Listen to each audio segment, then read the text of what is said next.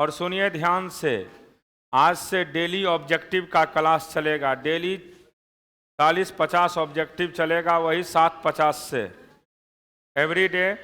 और पूरा model paper या जो भी क्वेश्चन है उसको बोलना तो, क्योंकि इसमें मान लेते हैं बच्चे लोग को दिक्कत होता है ऑब्जेक्टिव बनाने में। रिवीजन तो मिला जुला के कर दिए हैं, अब रिवीजन के बाद ऑब्जेक्टिव बनाना बहुत ज़रूरी है, तब ना पता चलेगा कि रिवीजन से कौन क्वेश्चन कैसे आ रहा है। जैसे परसों हमने थोड़ा सा सिखाए थे, थोड़ा बहुत 15 क्वेश्चन दिए थे, आज से 35-40 क्वेश्चन का एक्सप्लानेशन के साथ। आंसर नहीं देना है, एक्सप्लानेशन के साथ।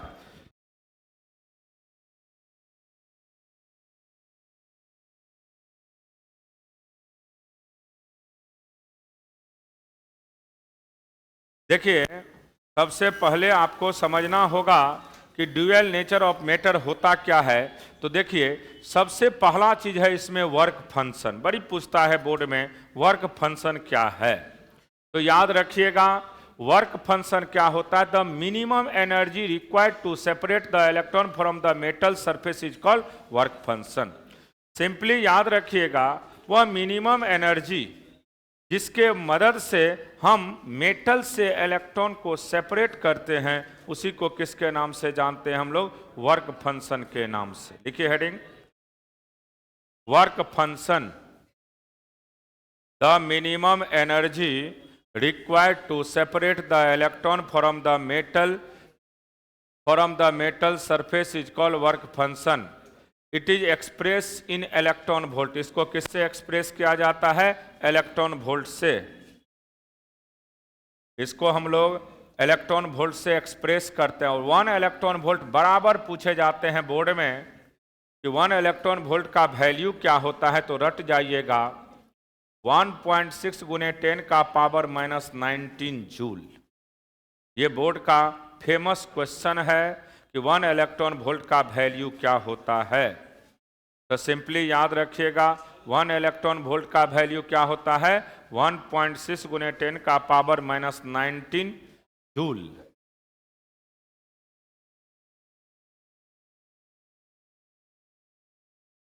पूछा जाता है कि सबसे ज्यादा वर्क फंक्शन किसका होता है। देखे होंगे क्वेश्चन बोर्ड में खूब पूछे जाते हैं। तो प्लेटिनियम का सबसे ज्यादा होता है। कितना होता है? 5.65। और सीजियम का सबसे कम होता है, और कितना होता है? 2.14। ये बहुत पूछे जाते हैं कि सबसे ज्यादा वर्क फंक्शन किसका होता है। तो याद रखिएगा, सबसे ज्यादा वर्क फंक्शन प्लेटिनियम का होता है। किसका होता है? प्लेटिनियम का। किसका? प्लेटिनियम का। और सबसे कम किसका होता है? सीजियम का। किसका? सीजियम। क्योंकि आपको सर पढ़ाए होंगे पीरियोडिक टेबल। सुन लीजिए पहले, पूरे पीरियोडिक टेबल में सबसे मोर इलेक्ट्रोपॉजिटिव कौन है? सीजियम। इसीलिए सबसे कम वर्क फंक्शन किसका होगा? सीजियम का। और सबसे ज्यादा किसका होगा? प्लेटिनियम का। लिख लीजिए इसको।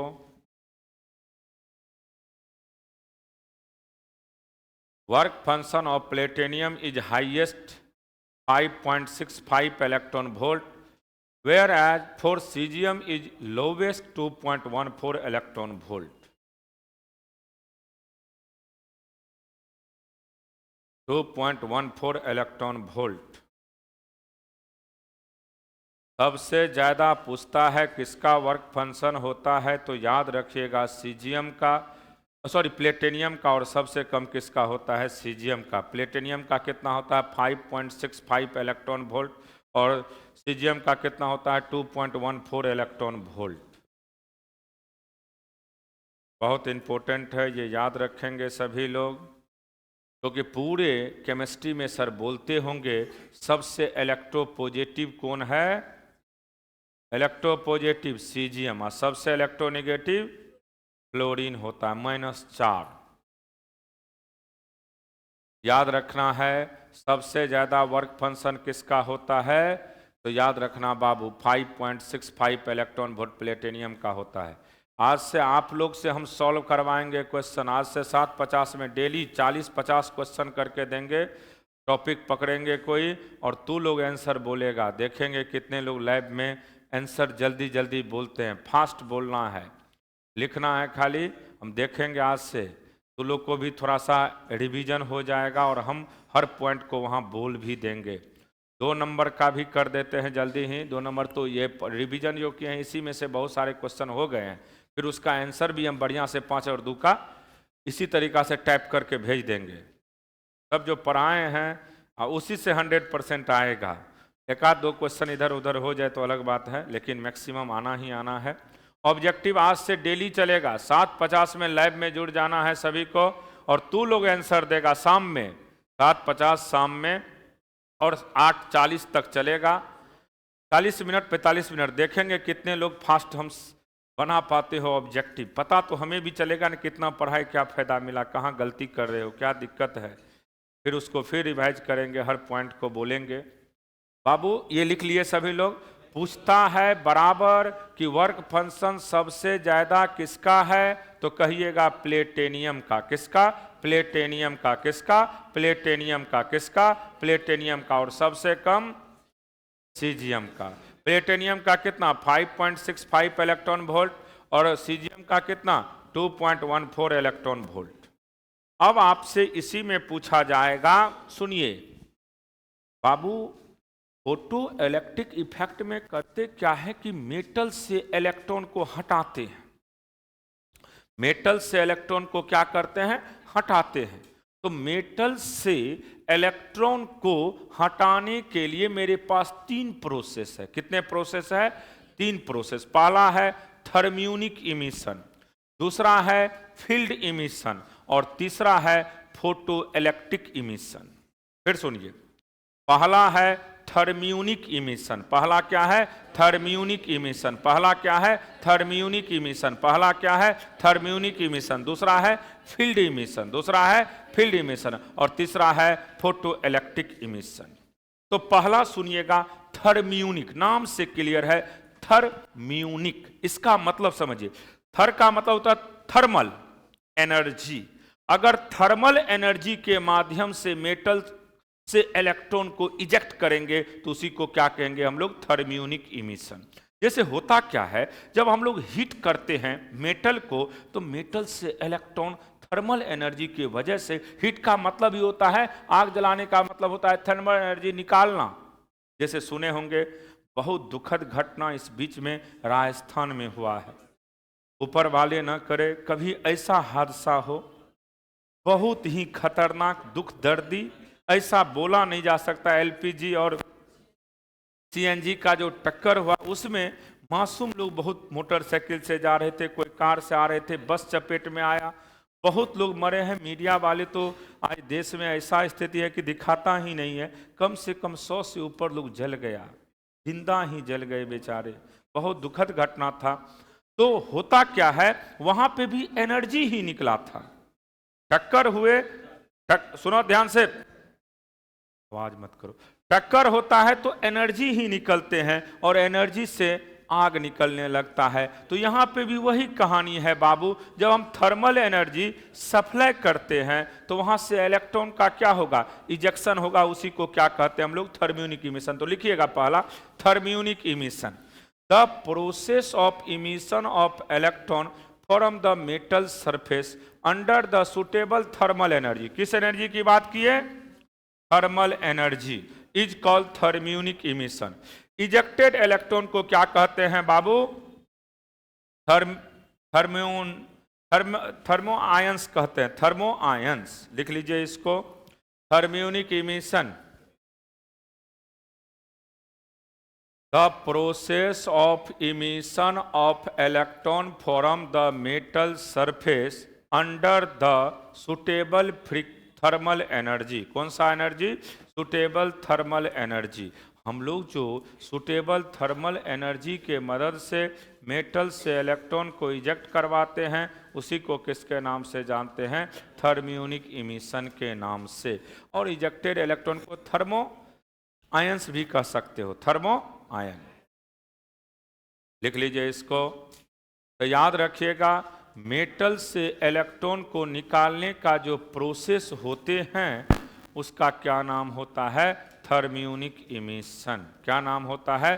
Thermionic emission. मेटल से इलेक्ट्रॉन निकालते हम किसके मदद से? थर्मल एनर्जी के मदद से। किसके मदद से? थर्मल एनर्जी के मदद से। उसी को क्या कहते हैं हम लोग? Thermionic emission. होते रहेगा, जाइए। थर्मियोनिक इमिशन कहते हैं उसको, लिख लिए इसको। अब दूसरा है हमारे पास फील्ड इमिशन। दूसरा क्या है? Field emission. तो देखिए, अगर मेटल से इलेक्ट्रॉन निकलता है किसके वजह से? स्ट्रॉन्ग इलेक्ट्रिक फील्ड के मदद से। किसके मदद से? स्ट्रॉन्ग इलेक्ट्रिक फील्ड के मदद से, तो उसी को फील्ड इमिशन कहते हैं। लिखिए,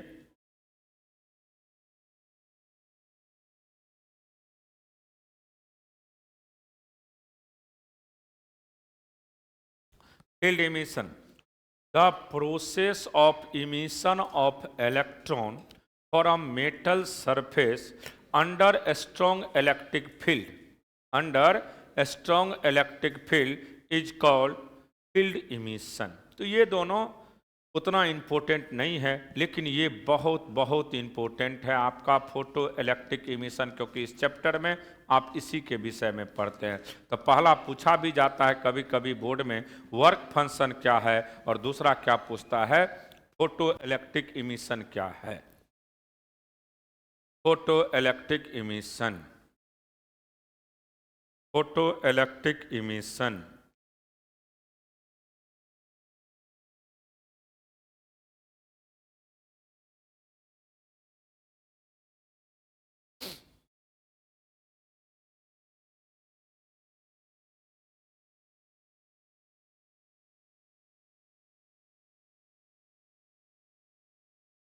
देखिए, फोटो इलेक्ट्रिक एक बार समझ लीजिए।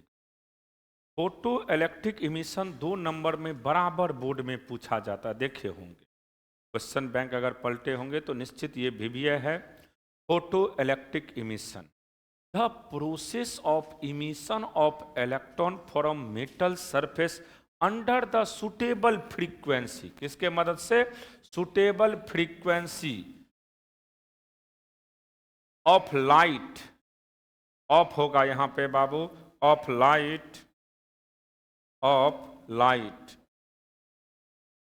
Of light, of light is called photo electric emission of light. Photo electric emission of light, यहां पे ऑफ है। देखिए हमने क्या लिखे हैं? The process of emission of electron from metal surface under the suitable frequency of light, under the suitable frequency of light is called photoelectric emission। photoelectric emission और effect भी बोल, सॉरी यहाँ और ही होता, यहाँ पे और ही सही था, सॉरी हम ध्यान नहीं दिए।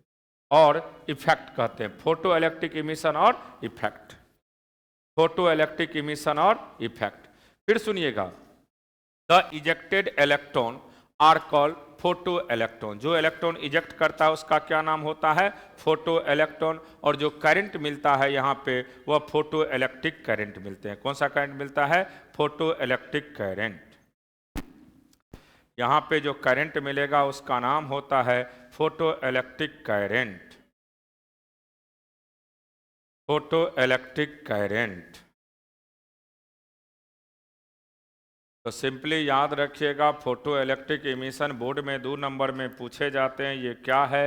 याद रखना है, ये उस प्रोसेस को कहते हैं जिसमें मेटल से इलेक्ट्रॉन तो निकलता है, लेकिन किसके मदद से? सुटेबल फ्रीक्वेंसी ऑफ लाइट के मदद से। किसके मदद से? सुटेबल फ्रीक्वेंसी ऑफ लाइट के मदद से। किसके मदद से? सुटेबल फ्रीक्वेंसी ऑफ लाइट के मदद से। और यहाँ पे जो इलेक्ट्रॉन निकलता है उसका नाम क्या होता है? Photo electron. और करंट जो मिलता है उसका नाम होता है photo electric current.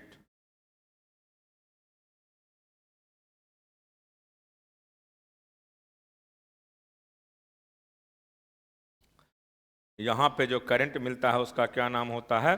Photo electric current. ये याद नहीं रखना है, हर्ट एक्सपेरिमेंट के मदद से इसको डिस्कवर किया है। लिखिए ना लिखिए, ही तो है वर्ड तो लिख देते हैं हम लोग, लेकिन यहीं तक आपको लिखना है, यहीं तक याद रखना। फोटो इलेक्ट्रिक इमिशन समझ गए किसको कहते हैं हम लोग? सिंपली याद रखिएगा, मेटल से इलेक्ट्रॉन जो इजेक्ट होता है किसके मदद से? Due to suitable frequency of light के मदद से। किसके मदद से? Due to suitable frequency of light के मदद से। उसी को क्या कहते हैं हम लोग? फोटो इलेक्ट्रिक इमिशन और इफेक्ट। फोटो इलेक्ट्रिक इमिशन और इफेक्ट। और यहाँ पे जो इजेक्टेड इलेक्ट्रॉन मिलता है उसको फोटो इलेक्ट्रॉन कहते हैं, और करंट मिलता है तो photo electric current. Photo electric current वहीं तक लिखिए, फोटो इलेक्ट्रिक करंट तक, फोटो इलेक्ट्रिक करंट तक लिख करके छोड़ दीजिए। लिख लिए? ये मत लिखना नीचे वाला, it was first discover by. ये सब कोई फिजिक्स में ना पूछता है जानकारी, ये सब जनरल कंपटीशन की तैयारी करने वाले को याद रखना। आपको डिफिनेशन खाली लिखना है। लिख लिए? अब हम लोग अगला चीज के विषय में देखिए, अल्कली मेटल। ध्यान से सुनिएगा बाबू, alkali metal shows photo electric effect. Alkali metal shows photo electric effect कहां पे? With a visual light. Alkali metal किसको कहते हैं? फर्स्ट ग्रुप एलिमेंट को ना। अल्कली मेटल केमिस्ट्री में पढ़े होंगे अल्कली मेटल, तो alkali metal first group element को कहते हैं। और ये जो मिलता है बाबू किस फोटो इलेक्ट्रिक इफेक्ट के वजह से? Visual light. किसके वजह से?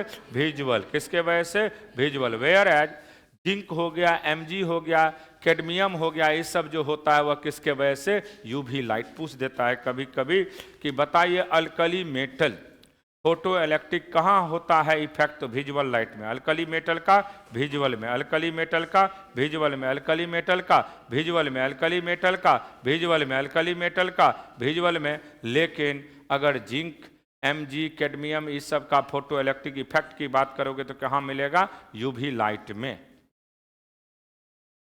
यूवी लाइट में पूछ देता है सीधा, अल्कली मेटल जो होते हैं उसका फोटो इलेक्ट्रिक इफेक्ट कहाँ मिलता है? तो क्या कहिएगा? Visual light. कहाँ पे? विजुअल में। कहाँ पे? विजुअल। कहाँ पे? विजुअल में। लेकिन जिंक, मैग्नीज और कैडमियम इस सब का कहाँ होता है? यूवी लाइट में।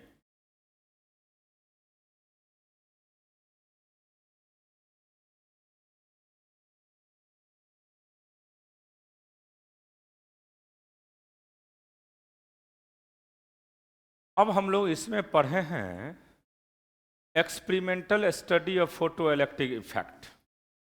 इसमें दो प्लेट होता है किसी भी कंडक्टर के अंदर में, एक कैथोड और दूसरा एनोड।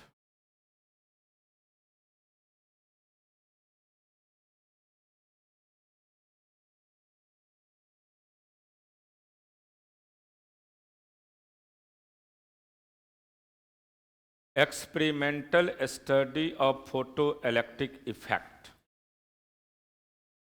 एनसीईआरटी से भी उतार सके, या वीडियो जब हम अपलोड करेंगे तो वहाँ से भी उतार सकते हैं। बनाने में टाइम लग जाएगा, हम समझाते हैं इसको, पहले समझ लीजिएगा। बोर्ड में नहीं पूछता है ये सब डायग्राम, लेकिन जानकारी होना चाहिए कंपटीशन सब के लिए। देखिए होता क्या है, एक हम लोग क्या लिए हैं? इवैक्यूटेड ग्लास ट्यूब। क्या लिए हैं?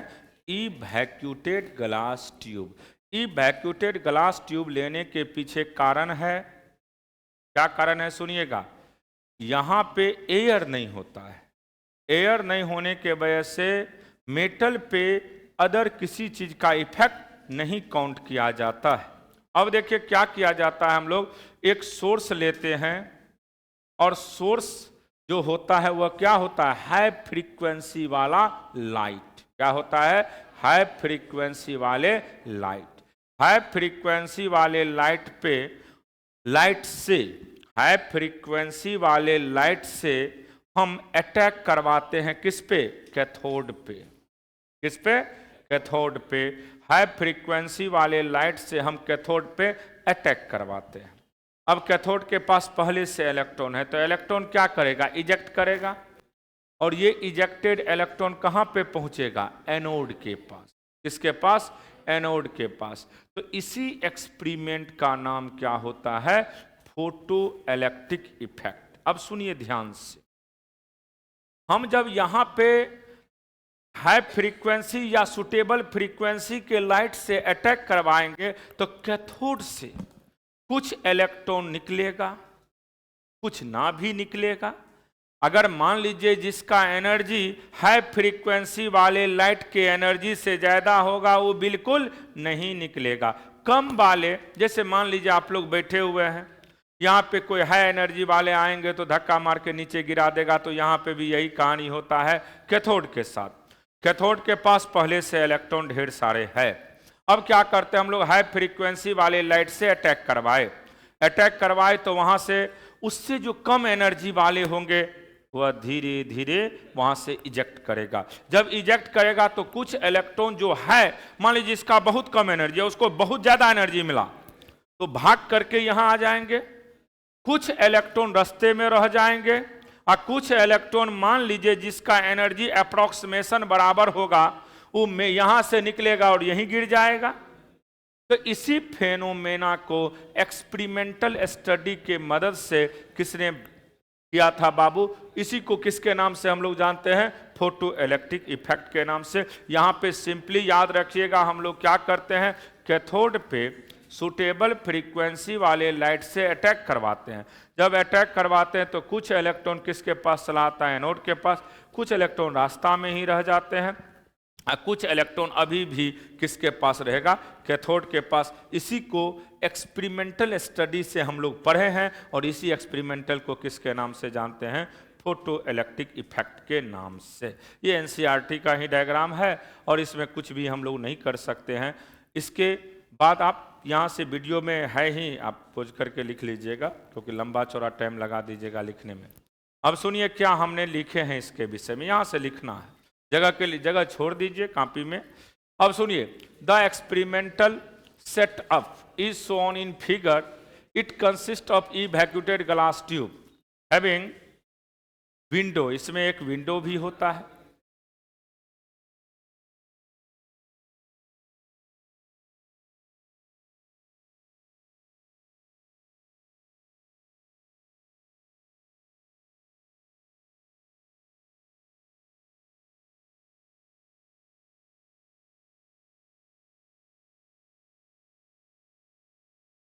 देखिए ध्यान से, photo sensitive cathode and anode are placed in the tube which are connected to micrometer. इससे जो कनेक्टेड होता है वो माइक्रोमीटर, कम्यूटेटर और बैटरी सोन इन फिगर, वहां पे सब दिखाए हुए हैं।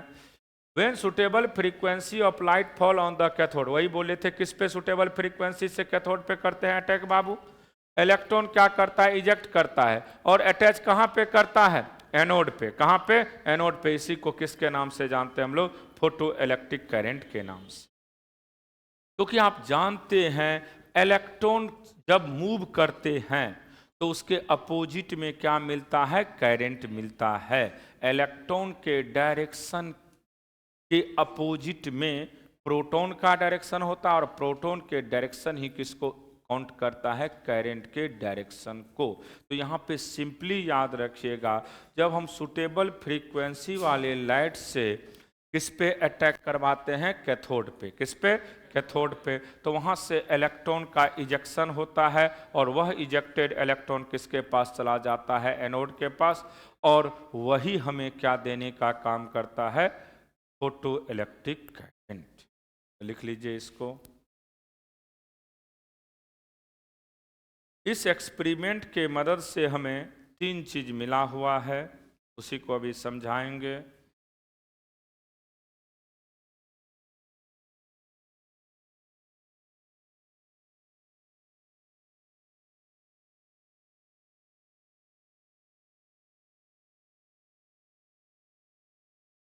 सिंपली याद रखिएगा, जब हम सुटेबल फ्रीक्वेंसी वाले लाइट से कैथोड पे अटैक करवाते हैं तो कैथोड से क्या होता है, इलेक्ट्रॉन का इजेक्शन होता है। कैथोड से किसका इजेक्शन होता है, इलेक्ट्रॉन का। और इलेक्ट्रॉन इजेक्ट करके किसके पास जाता है, एनोड के पास जाता है। किसके पास जाता है, एनोड के पास जाता है। और यहाँ पे जो इजेक्टेड इलेक्ट्रॉन होते हैं इसी को किसके नाम से हम लोग जानते हैं, फोटो इलेक्ट्रिक करंट के नाम से। जो इजेक्टेड इलेक्ट्रॉन होगा इसी का क्या नाम होता है, फोटो इलेक्ट्रिक करंट। इसी इजेक्टेड इलेक्ट्रॉन को हम किसके नाम से जानते हैं, फोटो इलेक्ट्रिक करंट के नाम से। ये जो इजेक्टेड इलेक्ट्रॉन है इसी को हम फोटो इलेक्ट्रिक करंट के नाम से जानते हैं।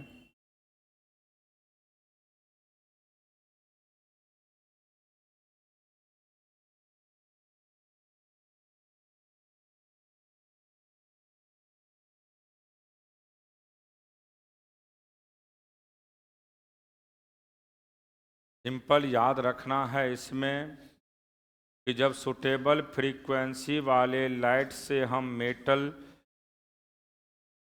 सुटेबल फ्रीक्वेंसी वाले लाइट से हम कहाँ अटैक करवाते हैं, फॉल करवाते हैं, कैथोड पे। तो कैथोड से इलेक्ट्रॉन का क्या होता है, इजेक्शन होता है।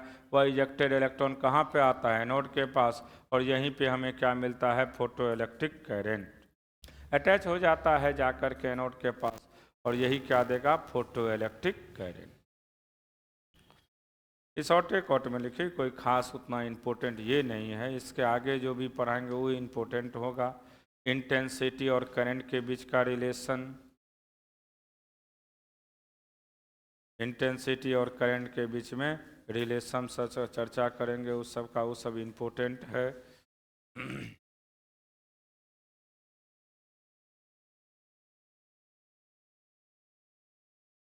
लिख लिए, लिखिएगा आराम से, आप बहुत धीरे लिखते हैं।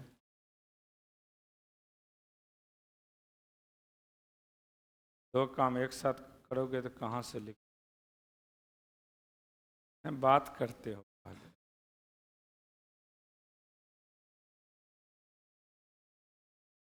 लिखिएगा, डाला हुआ रहेगा, आराम से लिख। ये इम्पोर्टेंट भी नहीं है, यहाँ से इम्पोर्टेंट है। सुनिए क्या है, effect of intensity of light. ये इम्पोर्टेंट है, इसको ध्यान में रखना होता है। सुनिएगा 1 मिनट बाबू। ये ऑब्जर्व करता है कि इंटेंसिटी जो है वह फोटो इलेक्ट्रिक करंट के क्या होते हैं, डायरेक्टली प्रोपोर्शनल। क्या होता है, डायरेक्टली प्रोपोर्शनल। तो हमने लिखे हैं, it is experimentally observe that at constant frequency, frequency क्या होना चाहिए, constant, number of photo electron ejected per second, that is photo electric current is directly proportional to intensity of light. ध्यान में इतना ही रखना है कि यहाँ पे फ्रीक्वेंसी क्या होना चाहिए आपका, कांस्टेंट। अगर फ्रीक्वेंसी कांस्टेंट है, अगर फ्रीक्वेंसी कांस्टेंट है तो सिंपल याद रखिएगा, इंटेंसिटी डायरेक्टली प्रोपोर्शनल होते हैं किसका, फोटो इलेक्ट्रिक करंट का। इंटेंसिटी डायरेक्टली प्रोपोर्शनल होता है किसका, फोटो इलेक्ट्रिक करंट का। सीधा याद रखना है कि अगर फ्रीक्वेंसी का वैल्यू कांस्टेंट होता है, अगर फ्रीक्वेंसी का वैल्यू कांस्टेंट होता है तो फोटो इलेक्ट्रॉन जो इजेक्ट करेगा वह डायरेक्टली प्रोपोर्शनल होता है किसका, फोटो इलेक्ट्रिक करंट का। वही लिखे हमने, it is experimentally observe that at constant frequency number of photo electron ejected per second, that is photo electric current is directly proportional to इसका, intensity of light।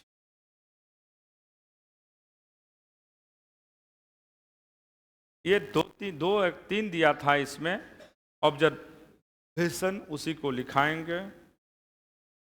वही experiment के माध्यम से ही मिला है। पहला यही मिला है, effect of intensity of light. तो इंटेंसिटी ऑफ लाइट जो है वह डायरेक्टली प्रोपोर्शनल किसका होता है, फोटो इलेक्ट्रिक करंट का। इंटेंसिटी ऑफ लाइट हमेशा directly proportional to photo electric current. Intensity of light हमेशा directly proportional to photo electric current. Intensity of light always directly proportional to photoelectric current. Intensity of light is directly proportional to photoelectric current. सिर्फ इतना ही याद रखिएगा कि intensity of light जो होता है वह डायरेक्टली प्रोपोर्शनल होता है किसका? फोटो इलेक्ट्रिक करंट का। और इसीलिए ग्राफ इसका कैसा होगा?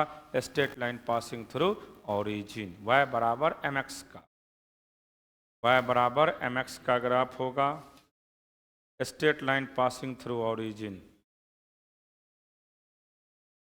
फिगर है ना, मेन इंपॉर्टेंट है यहाँ पे। इंटेंसिटी और फोटो इलेक्ट्रिक करंट एक दूसरे के क्या होते हैं? Directly proportional. इंटेंसिटी और फोटो इलेक्ट्रिक करंट एक दूसरे के ऑलवेज क्या होते हैं? Directly proportional. इंटेंसिटी और फोटो इलेक्ट्रिक करंट हमेशा एक दूसरे के क्या होते हैं? Directly proportional.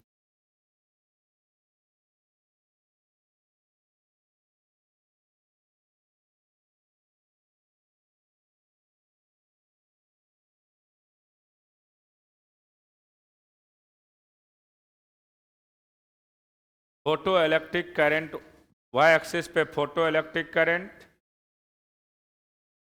अरे एरो दिए हुए हैं इंटेंसिटी, एक्स एक्सिस पे इंटेंसिटी, वाई एक्सिस पे वही तो बोल रहे हैं photo electric current, y axis पे फोटो इलेक्ट्रिक करंट और एक्स एक्सिस पे इंटेंसिटी। वाई एक्सिस पे फोटो इलेक्ट्रिक करंट और एक्स एक्सिस पे intensity.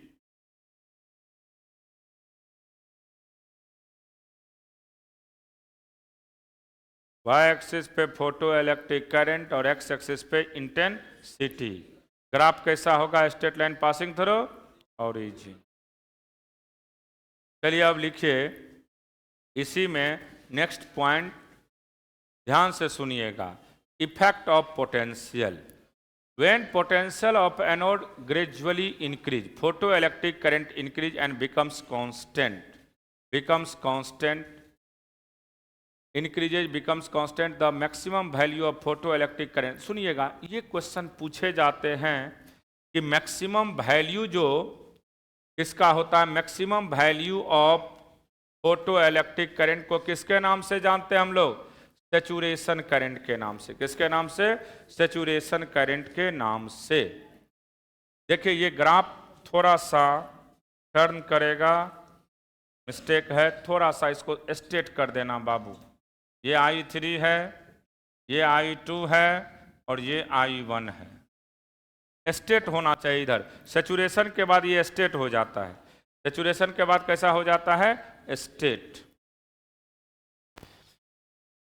When potential of anode, देखिए एक मिनट समझ लीजिए, एक सेकेंड तब लिखिएगा। देखिए पोटेंशियल एनोड का बढ़ रहा है बाबू, बढ़ने लगा तो फोटो इलेक्ट्रिक करंट भी बढ़ने लगा। बढ़ते बढ़ते बढ़ते बढ़ते क्या हुआ? मैक्सिमम पे गया, उसके बाद कांस्टेंट हो गया। कैसा हो गया? कांस्टेंट। तो जैसे ही कांस्टेंट होगा तो उस करंट का क्या नाम होता है? Saturation current. क्या नाम होता है? सैचुरेशन। सैचुरेशन का मतलब ही होता है बिल्कुल कांस्टेंट हो जाना। सैचुरेशन का मतलब क्या होता है? बिल्कुल कांस्टेंट हो जाना। तो याद रखिएगा, जब हम लोग किसको सबसे पहले जब हम लोग पोटेंशियल एनोड के पोटेंशियल को ग्रेजुअली बढ़ाते हैं तो फोटो इलेक्ट्रिक करंट बढ़ता है। बढ़ते बढ़ते कहाँ चला गया? मैक्सिमम पे। और उसके बाद ये क्या हो जाते हैं? सैचुरेटेड हो जाते हैं। जहाँ पे ये सैचुरेटेड होते हैं उसको किसके नाम से जानते हैं? सैचुरेशन करंट के नाम से। और याद ये रखना है कि सैचुरेशन करंट डायरेक्टली प्रोपोर्शनल किसका होता है? इंटेंसिटी ऑफ लाइट का। सैचुरेशन करंट हमेशा directly proportional to intensity of light. Saturation current हमेशा directly proportional to intensity of light. Saturation current हमेशा directly proportional to intensity of light. Saturation current हमेशा directly proportional to intensity of light. यहाँ पे kinetic energy maximum है, इसको थोड़ा सा बढ़िया से आप लोग लिखिए। काइनेटिक एनर्जी मैक्सिमम की बात करिएगा तो ई भी नट होता है। ई भी नट के ई मैक्स कर दीजिएगा ई भी नट। मैक्सिमम काइनेटिक एनर्जी का वैल्यू होता है ई भी नट। कट ऑफ और स्टॉपिंग पोटेंशियल सेम चीज है।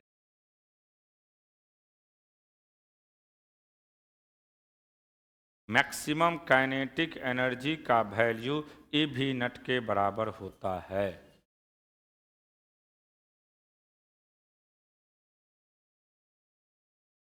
सेचुरेटेड नहीं, सेचुरेशन करंट। और सेचुरेशन करंट हमेशा डायरेक्टली प्रोपोर्शनल होते हैं इंटेंसिटी ऑफ लाइट के। फ्रीक्वेंसी ध्यान में रखिएगा, हमेशा क्या रहना चाहिए? कांस्टेंट, तभी ये ग्राफ पॉसिबल है। हाँ, कट ऑफ और स्टॉपिंग पोटेंशियल क्या है, ये फार्मूला डायरेक्ट पूछा जाता है। के ई मैक्स का वैल्यू ई भी नट, के ई मैक्स का वैल्यू ई भी नट, के ई मैक्स का वैल्यू। देखो ये हो गया मैक्सिमम काइनेटिक एनर्जी का फार्मूला होता है ई भी नट। मैक्सिमम काइनेटिक एनर्जी का फार्मूला होता है ई भी नट। ग्राफ बना लीजिएगा। मैक्सिमम काइनेटिक एनर्जी का फार्मूला होता है ई भी नट। कट ऑफ और स्टॉपिंग पोटेंशियल।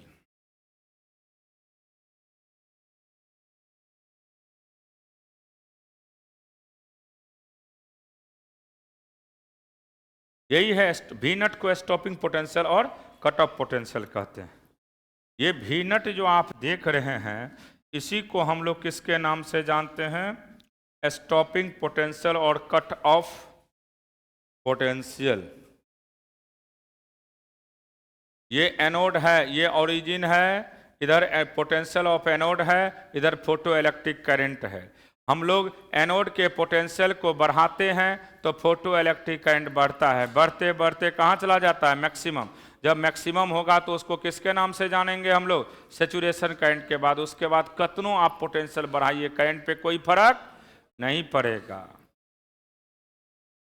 यही ये ग्राफ बता रहा है कि आप करंट बढ़ाते चलो, पोटेंशियल बढ़ाते चलिए, एनोड का करंट पे कोई फर्क नहीं पड़ेगा, क्योंकि ये सेचुरेशन करंट पे चला गया है, यानी सेचुरेशन पोजीशन पे भी चला गया है, इसलिए इसका कोई इफेक्ट यहाँ नहीं पड़ता है।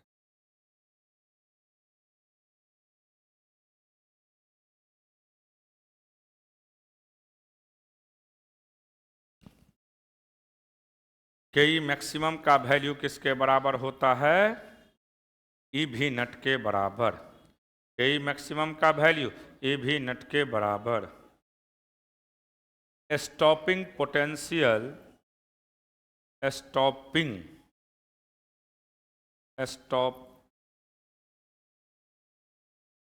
स्टॉपिंग और कट ऑफ पोटेंशियल। स्टॉपिंग और कट ऑफ पोटेंशियल, स्टॉपिंग और कट ऑफ पोटेंशियल, स्टॉपिंग और कट ऑफ पोटेंशियल। ये potential of anode x axis पे और वाई एक्सिस पे फोटो इलेक्ट्रिक करंट।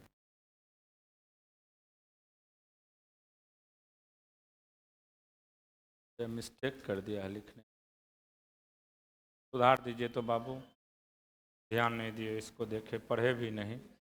ये गलत है। I3 का वैल्यू बड़ा होगा किससे? I2 से। बड़ा होगा किससे? I1 से। तो ऊपर है ना, तो ऊपर होगा तो फोटो इलेक्ट्रिक करंट का वैल्यू बड़ा ही होगा। I3 greater than I2 greater than I1। I3 greater than I2 greater than I1।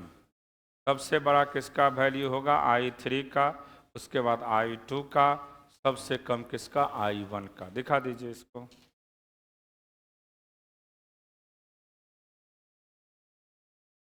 I3 greater than I2 greater than I1।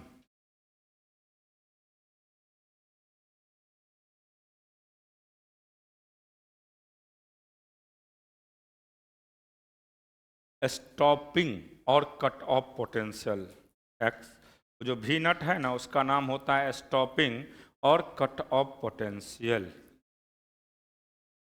और एक्स एक्सिस पे जो मिलता है पोटेंशियल ऑफ एनोड मिलता है, पोटेंशियल ऑफ एनोड।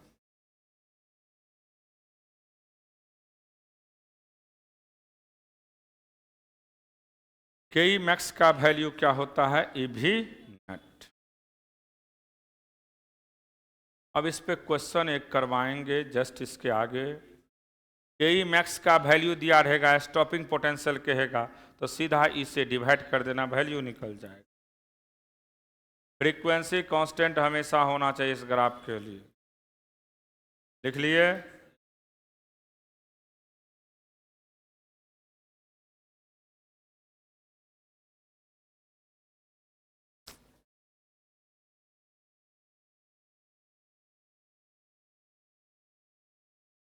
इनमें क्या काट रहा,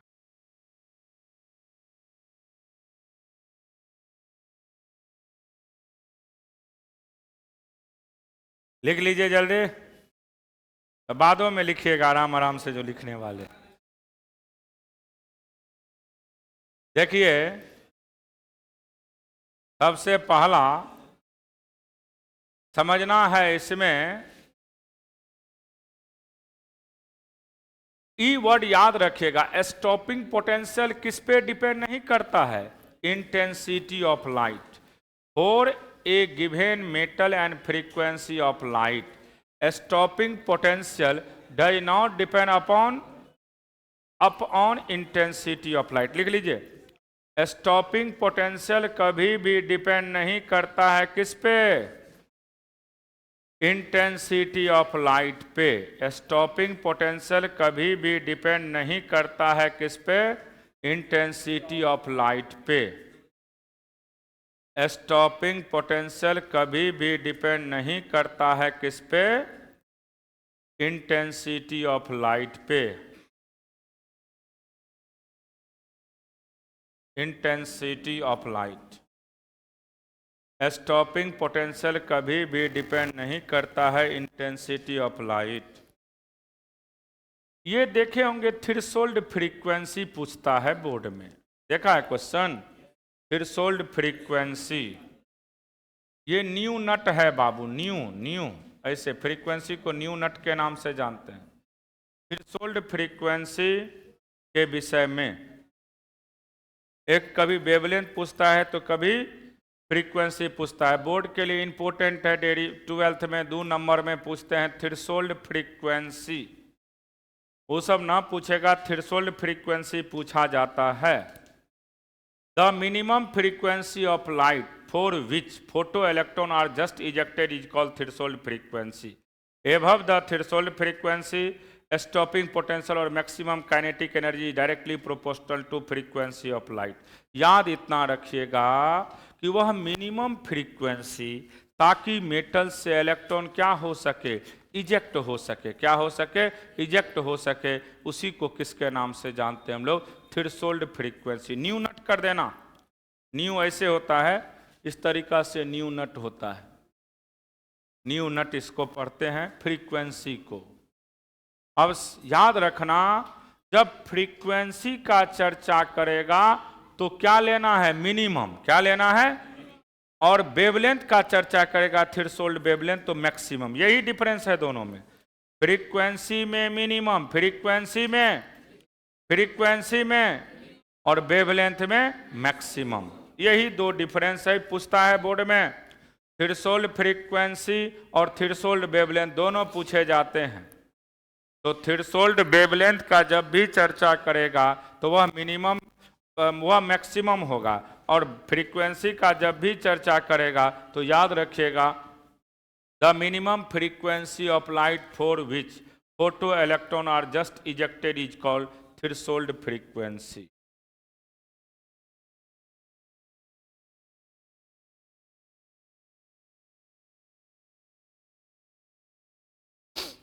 सिर्फ इतना ही याद रखिएगा, वह मिनिमम फ्रीक्वेंसी ऑफ लाइट, वह minimum frequency of light for which photo electron are just ejected is called threshold frequency. Threshold frequency का एक ही कंसेप्ट होता है कि हम कम से कम फ्रीक्वेंसी वाले लाइट से अगर फोटो इलेक्ट्रॉन पे अटैक करवाते हैं तो वहाँ से जो इलेक्ट्रॉन इजेक्ट करते हैं उसी का नाम क्या होता है, थ्रेशोल्ड फ्रीक्वेंसी। अगर किसी का फ्रीक्वेंसी थ्रेशोल्ड फ्रीक्वेंसी से ज़्यादा होगा तो वहाँ काइनेटिक एनर्जी मैक्सिमम मिलेंगे और स्टॉपिंग पोटेंशियल भी मिलेगा। तो काइनेटिक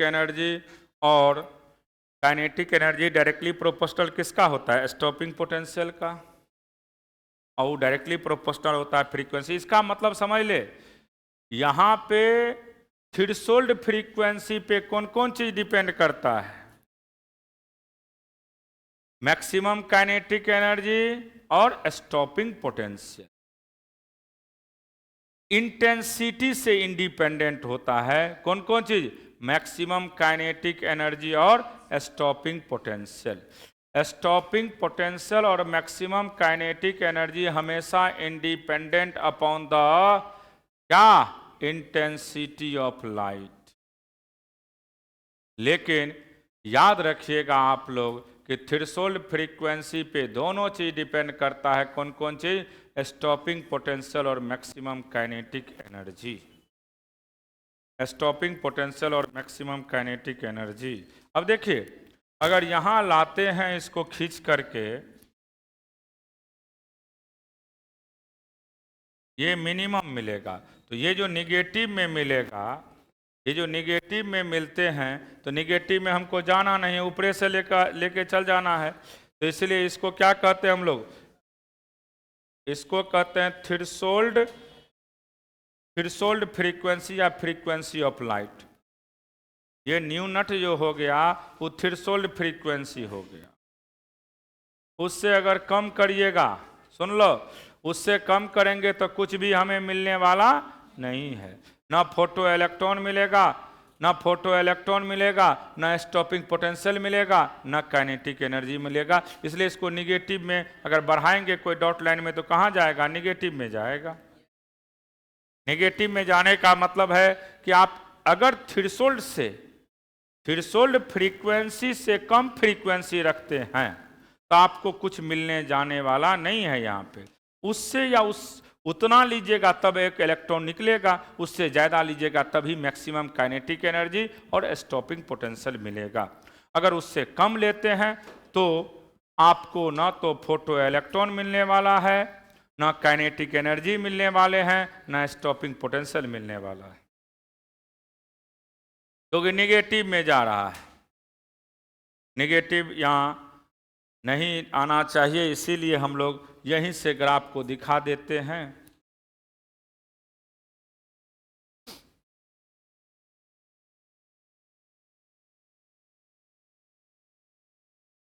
इसको किसके नाम से जानते हैं, थ्रेशोल्ड फ्रीक्वेंसी के नाम से। इस फ्रीक्वेंसी को क्या कहते हैं, न्यू नट को threshold frequency. Threshold frequency, threshold frequency याद हो गया। थ्रेशोल्ड फ्रीक्वेंसी वह minimum frequency of light for which photo electron are just ejected is called threshold frequency. वह minimum frequency of light for which photo electron are just ejected is called threshold frequency. याद रखेगा, वह minimum frequency of light for which photo electron are just ejected is called threshold frequency. Clear हो गया। अगर किसी का भी frequency threshold से ज़्यादा होगा तभी आपको फोटो इलेक्ट्रिक करंट और मैक्सिमम काइनेटिक एनर्जी मिलेंगे।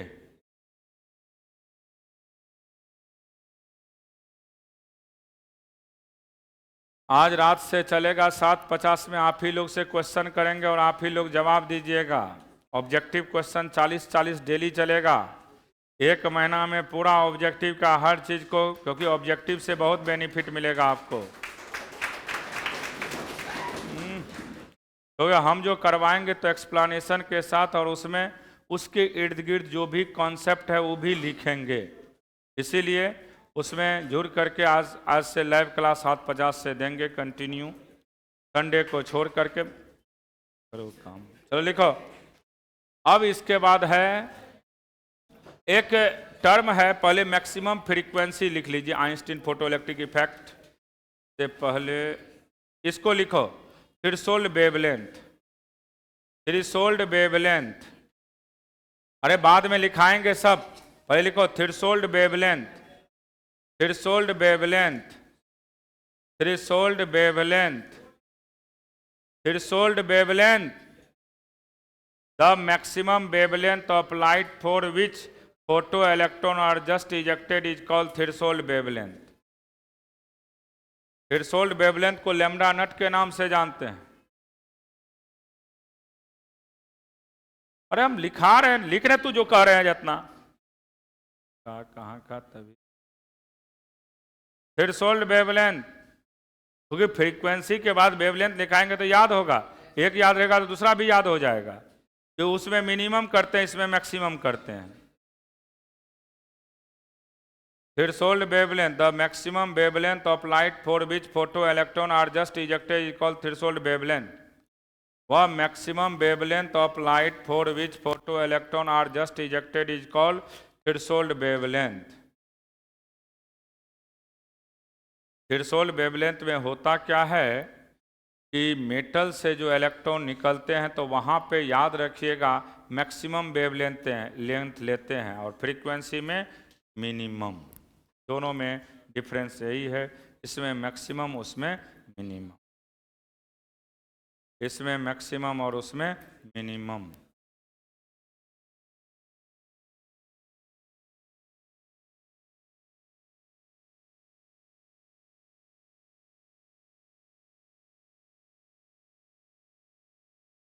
दोनों एक जगह रहेगा तो याद ज़्यादा होगा। फ्रीक्वेंसी में मिनिमम लेते हैं और वेवलेंथ में मैक्सिमम। इसका मतलब फ्रीक्वेंसी और वेवलेंथ एक दूसरे का रेसिप्रोकल होता है, उल्टा होता है। आप जानते भी हैं ये सब चीज़, इसीलिए इसको दिमाग में सेट कर दीजिएगा। अब हम लोग आते हैं, जो बोर्ड में कभी कभी देखिएगा 5 मार्क्स में पूछता है Einstein photo electric effect. 5 marks में क्वेश्चन पूछे जाते हैं आइंस्टीन फोटो इलेक्ट्रिक इफेक्ट। इसमें 4 पॉइंट अभी आप लोग को सिखाएंगे, वही 4 पॉइंट लिखना है। आसान है, अगर पूछ दे तो अच्छी बात है, क्योंकि 3-4 साल से कंटिन्यू इधर बैक करोगे तो नहीं पूछा है, दे सकता है, इंपॉर्टेंट चीज़ है मॉडर्न में ये भी। चलिए दिखाते हैं अब इसमें।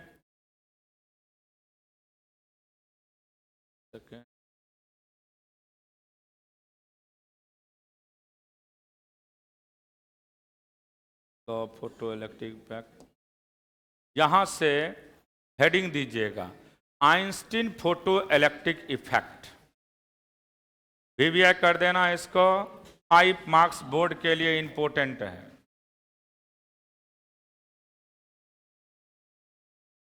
बीस 125 5 मार्क्स में पूछे जाते हैं।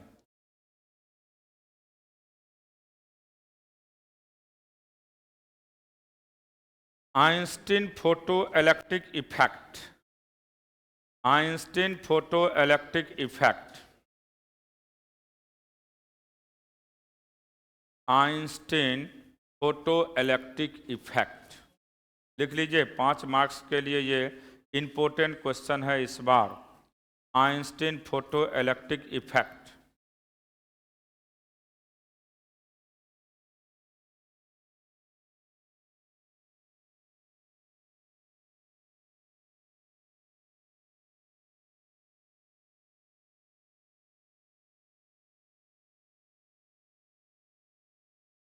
Einstein photo electric effect,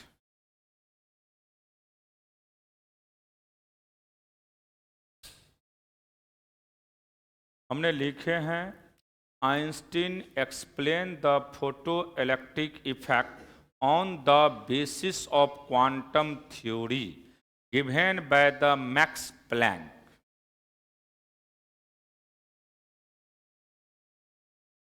Einstein explained the photoelectric effect on the basis of quantum theory given by the Max Planck. Max Planck. Max Planck. he said that when light of energy fall on the metal surface it is used in two way। अगर हम लोग metal surface पे क्या करते हैं, light से attack करवाते हैं, तो दो ही काम हो सकता है, या तो वहां से इलेक्ट्रॉन निकलेंगे या तो नहीं निकलेंगे, या तो इलेक्ट्रॉन निकलेंगे या तो नहीं निकलेंगे। कब इलेक्ट्रॉन निकलेंगे? जब फ्रीक्वेंसी मेटल सरफेस में जो इलेक्ट्रॉन है उससे ज्यादा रहेगा तो निकलेगा, और उससे कम रहेगा तो नहीं निकल पाएगा। यही दो ऑब्जर्वेशन उन्होंने दिए, लिख लिए इतना।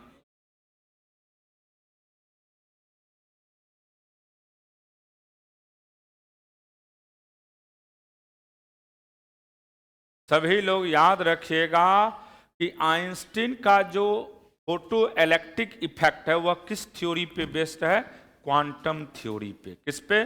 Quantum theory. और क्वांटम थ्योरी को देने का काम मैक्स प्लैंक किए थे। कौन किए थे? मैक्स प्लैंक, इसलिए दोनों का नाम आ जाता है। और इसी के बेसिस पे आइंस्टीन ने फोटो इलेक्ट्रिक इफेक्ट को समझाए हैं। यहाँ पे उसने बोले कि अगर हम लोग मान लेते हैं लाइट से फॉल करवाते हैं मेटल सरफेस पे, तो यहाँ दो कंडीशन आता है। अब समझिए पहला क्या आता है, to just the electron call work function, just eject the electron, sorry, to just eject the electron. अगर कोई इलेक्ट्रॉन वहां से इजेक्ट करेगा तो उसको किसके नाम से जानेंगे हम लोग? वर्क फंक्शन के नाम से। अगर, फिर सुनिए, अगर मेटल से इलेक्ट्रॉन निकला और निकलते जीरो हो गया तो उसको क्या कहिएगा? Work function. अगर उससे ज्यादा लाइट वाले फ्रीक्वेंसी से अटैक करवाते हैं तो उसमें स्पीड आ जाएगा। जैसे मान लेते हैं आपको कोई धक्का मार के गिरा दिया, तो आप जस्ट बगल में गिरेंगे और डंटा से पीछे से स्टार्ट कर देगा देना, तो आप क्या करेंगे? भागेंगे। तो यहां पे भी इलेक्ट्रॉन के साथ वही कहानी हो रहा है। अगर मान लेते हैं मेटल पे हमने लाइट को फॉल करवाए, इलेक्ट्रॉन निकला, निकलते निकलते जीरो हो गया, तो उसको क्या कहेंगे? Work function. ज्यादा मान लीजिए एनर्जी से अटैक करवाएंगे तो वहां से इलेक्ट्रॉन निकलेगा, लेकिन कुछ ना कुछ वेलोसिटी से, तो उसमें कौन सा एनर्जी आ जाएंगे? Kinetic energy. यही दो ऑब्जर्वेशन उन्होंने दिए थे, लिख लीजिए इसको।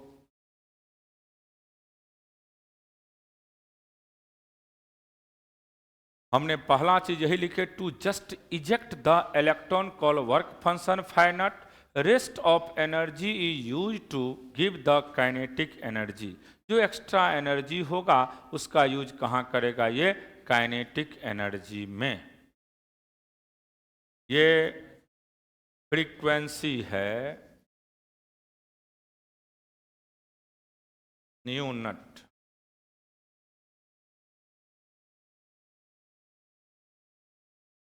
तो देखिए, इसी को एच न्यू को ई भी कहते हैं। एच न्यू को क्या कहते हैं हम लोग? ई। ई का वैल्यू एच न्यू बराबर work function plus maximum kinetic energy. Maximum kinetic energy, इसका नाम दीजिएगा फर्स्ट।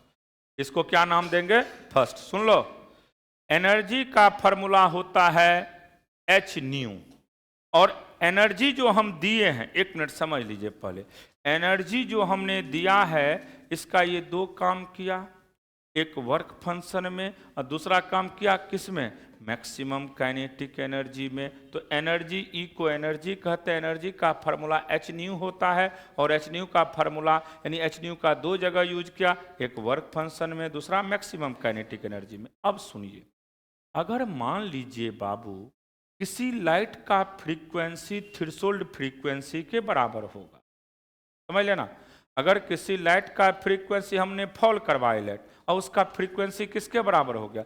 थ्रेशोल्ड, तो वहां कोई भी काइनेटिक एनर्जी नहीं मिलेगा। इसका मतलब वेलोसिटी का मैक्सिमम वैल्यू क्या हो जाएगा? जीरो, और काइनेटिक एनर्जी भी क्या हो जाएगा? जीरो। अब समझिए, अब इसको पुट करिए इसमें, तो एच न्यू नट, ई तो जीरो हो गया के ई मैक्स, तो एच न्यू नट का वैल्यू किसके बराबर हो गया?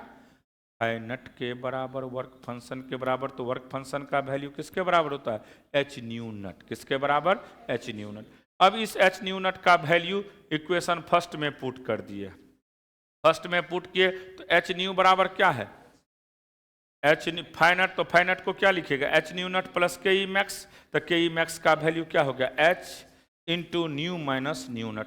यही इक्वेशन किसका था, आइंस्टीन का फोटो इलेक्ट्रिक इफेक्ट का इक्वेशन था। लिख लीजिए तो इसको, जीरो नहीं होगा, वहां मिस्टेक से वो लिख दिया था। सिंपल याद रखिएगा, अगर लाइट का फ्रीक्वेंसी थ्रेशोल्ड फ्रीक्वेंसी के बराबर होगा तो जो आपको मिलेंगे एनर्जी वह वर्क फंक्शन वाला मिलेगा। कौन सा मिलेगा, वर्क फंक्शन। अगर उससे ज़्यादा हो गया तो जो एनर्जी मिलेंगे वह मैक्सिमम काइनेटिक एनर्जी के फॉर्म में।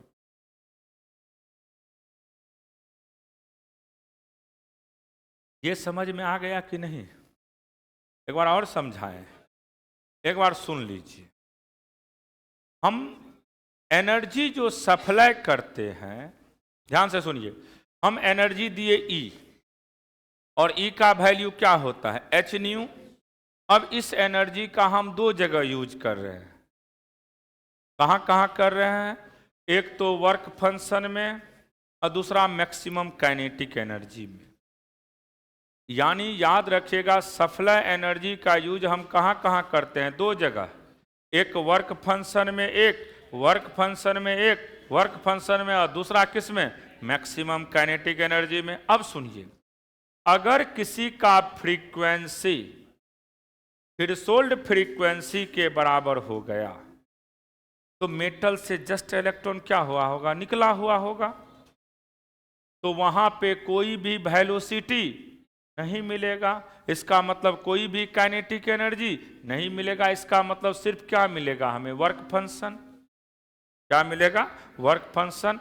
तो वर्क फंक्शन का वैल्यू किसके बराबर हो जाएगा, एच न्यू नट के बराबर। किसके बराबर, एच न्यू नट के बराबर। अब सुनिए, अगर किसी का एनर्जी वर्क फंक्शन से ज्यादा हो जाए या फ्रीक्वेंसी ज्यादा हो जाए, किससे, थ्रेशोल्ड फ्रीक्वेंसी से, तो निश्चित वहां से इलेक्ट्रॉन निकलेगा कुछ ना कुछ वेलोसिटी से। तब वेलोसिटी से निकलेगा तो देखिए वर्क फंक्शन एच न्यू नट है और कुछ ना कुछ एक्स्ट्रा वेलोसिटी मिलेगा, तो कौन सा एनर्जी होगा, काइनेटिक एनर्जी मैक्सिमम। तो यहाँ से काइनेटिक एनर्जी मैक्सिमम का वैल्यू क्या होगा, h into nu minus nu naught. इसी को देने का काम किसने किया था, आइंस्टीन, इसलिए इसका नाम पड़ गया आइंस्टीन फोटो इलेक्ट्रिक इक्वेशन। लिख लीजिए इसको, ये पूछ सकता है इस बार बोर्ड में 5 नंबर में, क्योंकि बहुत दिन से नहीं पूछा है इधर रिसेंट में, ये बराबर पूछे जाते थे आइंस्टीन फोटो इलेक्ट्रिक इफेक्ट। और पूछे तो आसान है, सबसे आसान है। इसमें 4 अब हम पॉइंट लिखेंगे, इससे पूरा थ्योरी क्लियर हो जाता है। लिख लिया यहां तक आइंस्टीन फोटो इलेक्ट्रिक इक्वेशन। अब एक्सप्लानेशन देखिए, पहला एक्सप्लानेशन क्या इन्होंने दिया, वन फोटो इजेक्शन, क्या लिख दिया, फोटो इलेक्ट्रॉन होना चाहिए, और one photo eject one electron due to elastic collision intensity of number of photo electron per second number of. सुनिए, one photo eject one electron, one photon होता है, sorry mistake कर दिया, फोटोन करिए, one photon, photon बोले थे, photo लिख दिया। वन फोटोन, फोटोन का मतलब होता है, सुन लो, छोटा सा जो एनर्जी होता है ना, पैकेट ऑफ एनर्जी, उसको फोटोन कहते हैं। तो one photon ejected one electron due to elastic collision. यहाँ पे फोटोन लिख देना, PHOTON, फोटोन। फोटोन का मतलब होता है स्मॉल पैकेट ऑफ एनर्जी। तो केमिस्ट्री में भी सर बोलते होंगे फोटोन के विषय में, फोटोन का मतलब ही होता है स्मॉल पैकेट ऑफ एनर्जी। तो one photon eject one electron due to elastic collision when intensity of light is increase, number of photo electron per second increases, so number of ejected electron per second, that is photo electric current increase. Simple चीज है बाबू। अगर मान लीजिए जितना ज़्यादा number of photo electron निकलेगा उतना ही ज़्यादा क्या बढ़ेगा, करंट बढ़ेगा। क्या बढ़ेगा, करंट बढ़ेंगे। यही पहला इसका ऑब्जर्वेशन था। तो 4 ऑब्जर्वेशन लिखना पड़ता है इसमें, चारों याद रहना चाहिए, क्योंकि 5 मार्क्स में देगा तो लिखना ही पड़ेगा आपको। इसमें पॉइंट कुछ कम कर दें अलग बात है, सीधा लिख सकते हैं 1 फोटोन अगर निकलते हैं इलेक्ट्रॉन से इलास्टिक कोलिजन होता है, इलास्टिक कोलिजन के वजह से कोई लॉस नहीं होगा। इसका मतलब है यहाँ पे फोटोन जो है पर सेकंड इंक्रीज करेगा तो नंबर ऑफ इजेक्टेड इलेक्ट्रॉन भी निकलेगा, और यहाँ पे कौन सा करंट मिलेगा हमको, फोटो इलेक्ट्रिक करंट मिल जाएगा।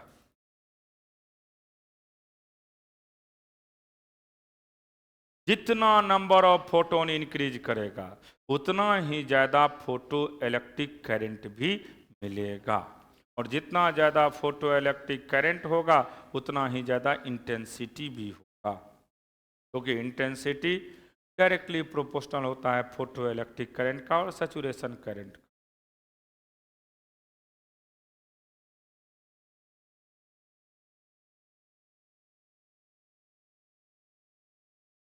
Photo electron eject, one photon ejected 1 electron due to elastic cooling. When intensity of light increase, number of photoelectron per second increase, so number of ejected electron per second, that is photoelectric current increase.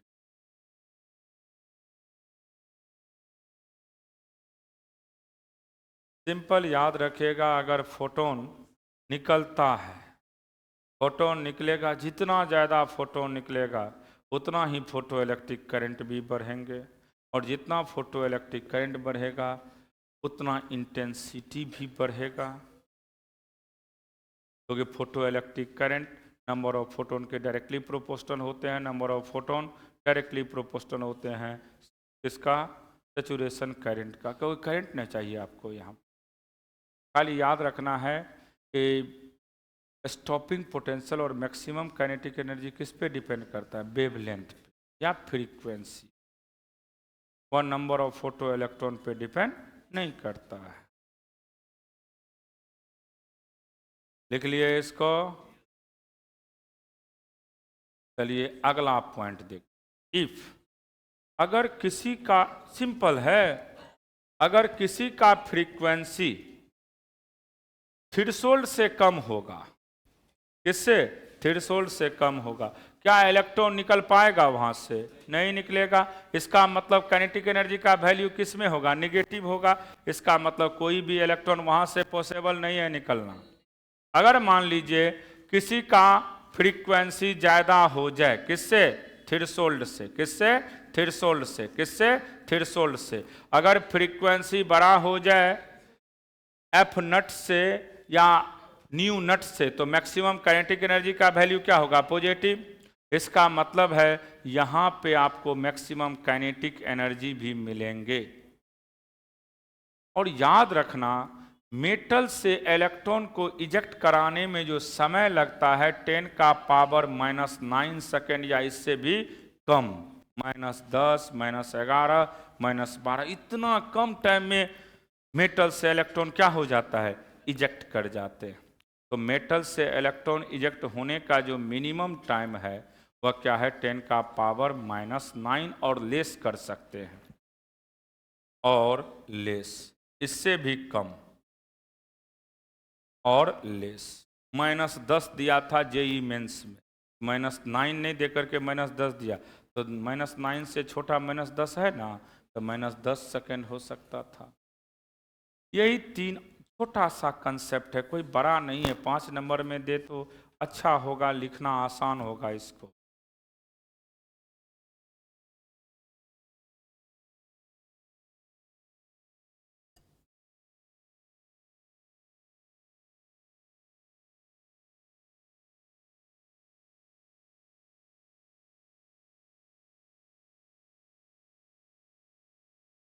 Metal से electron को निकलने में जो समय लगता है वो कितना लगता है, 10 का पावर -9 सेकेंड, 10 का पावर -9 सेकेंड। तो यही क्या था आपका आइंस्टीन का फोटो इलेक्ट्रिक इफेक्ट। यही 4 ऑब्जर्वेशन लिखना है। ये लिख चुके हैं, थ्रेशोल्ड वेवलेंथ आप लिख चुके हैं पहले ही। तो यही आपको फोटो इलेक्ट्रिक इफेक्ट का कंसेप्ट था। इसमें कुछ टर्म का अब हम चर्चा करेंगे, मैथमेटिकली प्रूव्ड कर करके दिखाएंगे आप लोग को। कुछ इम्पोर्टेंट क्वेश्चन पूछे जो जाते हैं उसका हम चर्चा करेंगे। -10 दे देगा तो आंसर -9 या उससे लेस, तो -10 हो सकता है, -11 हो सकता है। कम से कम क्या मैक्सिमम कितना जा सकता है? -9। समझ गए ना? मेटल से इलेक्ट्रॉन को निकालने में जो समय लगता है वह बहुत ही कम समय लगता है। कितना लगता है? 10 का पावर -9 या उससे भी कम। -10, -11, -12 कुछ भी हो सकता है। तो ये था आपका आइंस्टीन का फोटो इलेक्ट्रिक इफेक्ट का कंसेप्ट। ये पूछे भी जाते हैं 5 मार्क्स में, सीबीएसई हो या बिहार बोर्ड हो, दोनों को पूछा जाता है। ये इंपॉर्टेंट क्वेश्चन है 5 मार्क्स के लिए। 1-2 दिन के अंदर बोल भी देंगे कौन कौन इंपॉर्टेंट है। 5 नंबर का 2 नंबर और ऑब्जेक्टिव सब क्लियर कर देंगे। 5 नंबर आप लोग 5-7 को 10 को देंगे, उसमें रटिएगा 100% 3 को आना ही आना है, क्योंकि अब तो और में देता है क्वेश्चन। थोड़ा थ्योरी क्लियर होगा तो कॉन्सेप्ट अच्छा हो जाता है। फिजिक्स में थ्योरी अच्छा से मजबूत होना चाहिए। 12th अच्छा करता था पहले भी, इस बार थोड़ा ठीक ठाक लेगा, वो आपको पता अब चल चुका होगा। 1 घंटा पहले इन करवा देगा हॉल के अंदर, उससे लेट करोगे एग्जाम अंदर नहीं जाने देगा। कितनों रोओगे धोओगे, कुछ नहीं होने वाला है। तो इस बार नियम सबका वीडियोग्राफी हो रहा है हर जगह एग्जाम का, क्योंकि सरकार पे बहुत बड़ा परेशानी है कि इंटर ये से लेता है। इसी वजह से सुन रहे होंगे एस सिद्धार्थ अभी ही कह दिया है हर एक सेंटर का वीडियोग्राफी होगा। आज तक बीच में छोड़ दिया था ये, और उसके बाद 1 घंटा पहले आपको जाना पड़ेगा। बायोमेट्रिक तो होगा ही, वो सब कर देगा इस बार पूरा पुख्ता तैयारी कर लिया है बिहार बोर्ड। तो इस बार कोई जो लचर पचर जिसके दिमाग में अभी भी ये सेट है कि बिहार बोर्ड है हो ही जाएगा, वो थोड़ा समझ लीजिएगा एग्जाम। और एक चीज़ बता देते हैं, आप लोग का जो हालात है, हर सब्जेक्ट की बात कर रहे हैं हम, कि अगर ऑब्जेक्टिव 70 दे तो सही 35 नहीं बना सकते।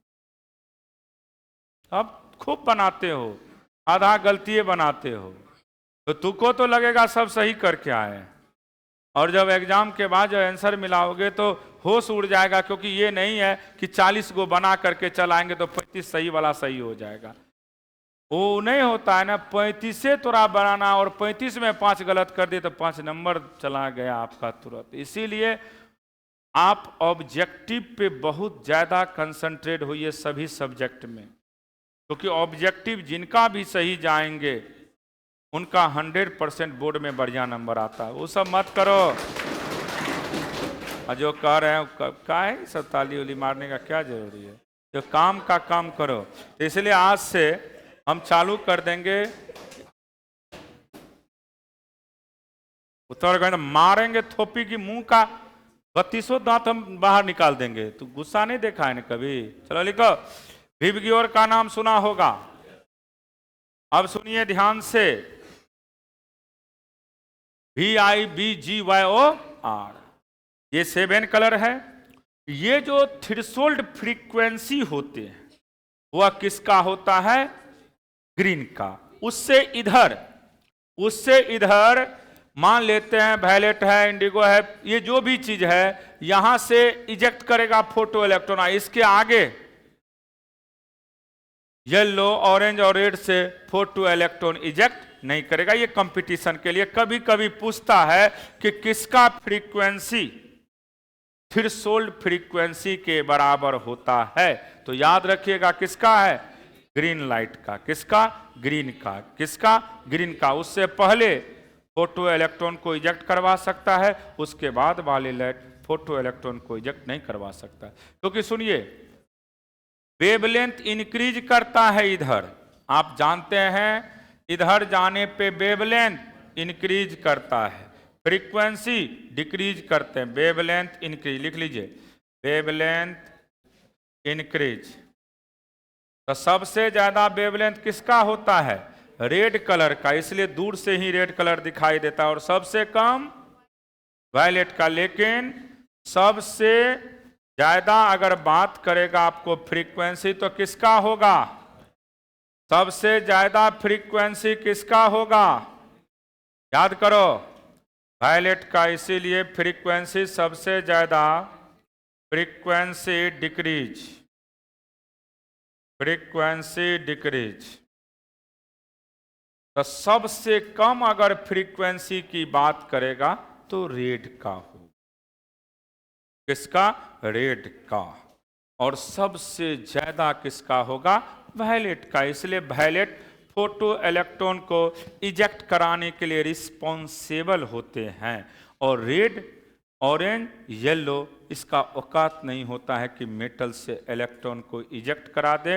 अगर इजेक्ट कराता भी है तो यही 3 कलर VIB, जी का, क्योंकि थ्रेशोल्ड के बराबर होता है। ये इंपॉर्टेंट ऑब्जेक्टिव कंपटीशन सब में डायरेक्ट थ्योरेटिकल क्वेश्चन यहाँ से पूछता है, तो आप बना सकते, लिख लीजिएगा इसको।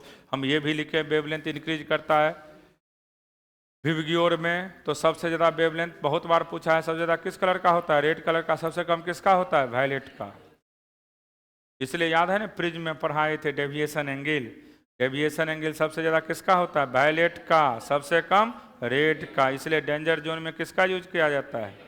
रेड का, क्योंकि दूर से दिखाई दे। Wavelength increase, frequency decrease, speed constant होता है। सबका स्पीड किसके बराबर होता है? लाइट के स्पीड के बराबर। सभी का आपसे कोई पूछेगा किसके बराबर होता है स्पीड, तो लाइट के स्पीड के बराबर।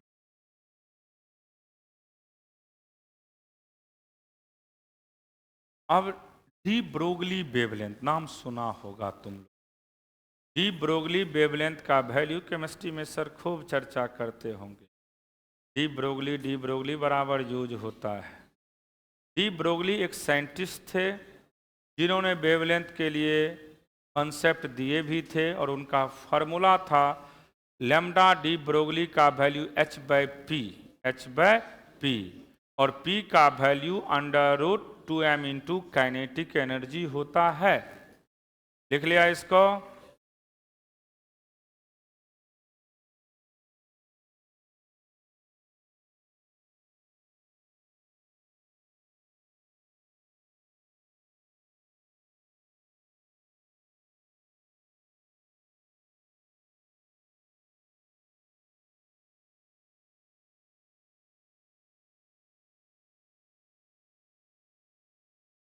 चलिए देखिए, इसमें आपको ध्यान में रखना है, ज्यादा कुछ नहीं करना है। सब ग्राफ या एक लाइन में समझिए, छोड़िए यहाँ पे। फ्रीक्वेंसी वर्सेस, एक मिनट, स्टॉपिंग हम लिख देते हैं साइड में। Stopping potential versus stopping potential, लिखो स्टॉपिंग पोटेंशियल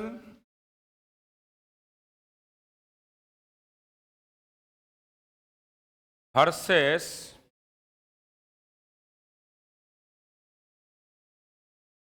फ्रीक्वेंसी ग्राफ।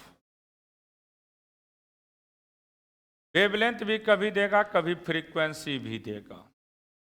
अब आपको हम रटा चुके हैं कि मैक्सिमम काइनेटिक एनर्जी का फॉर्मूला होता है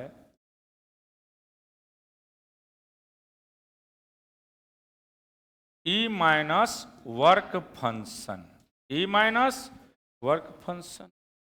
अब सुनिए ध्यान से, इसी को लिखते हैं हम लोग EV0, या E स्टॉपिंग पोटेंशियल को VS भी लिख सकते हो, V0 भी दे सकते हो। समझ गए ना? EVS स्टॉपिंग पोटेंशियल या V0 दिखाई थे ना वहां, तो V0 कर दो। इसका फॉर्मूला होता है HC/λ, माइनस वर्क फंक्शन। कोई दिक्कत? अब यहां से देखिए ई भी नट का वैल्यू आप लिख सकते हैं यहां से सीधा ई भी नट बराबर h new minus work function. अब देखिए,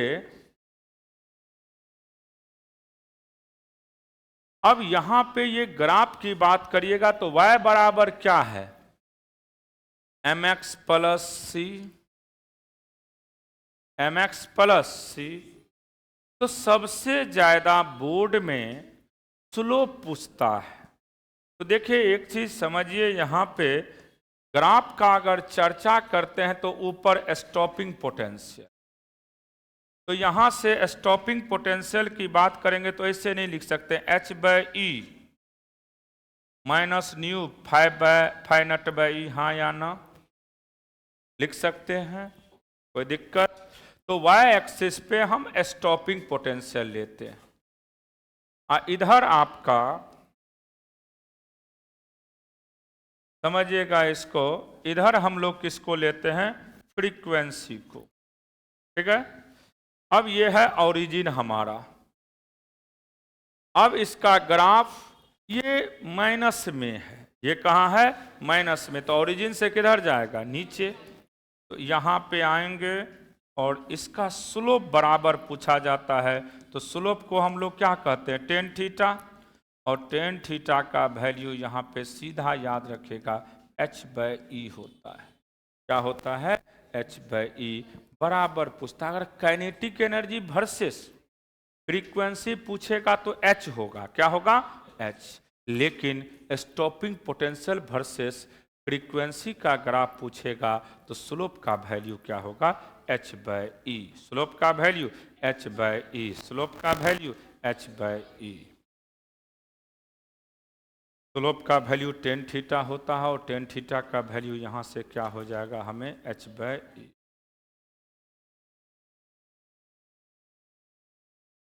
स्टॉपिंग पोटेंशियल है भी नट, y एक्सिस पे भी नट है और x एक्सिस पे फ्रीक्वेंसी।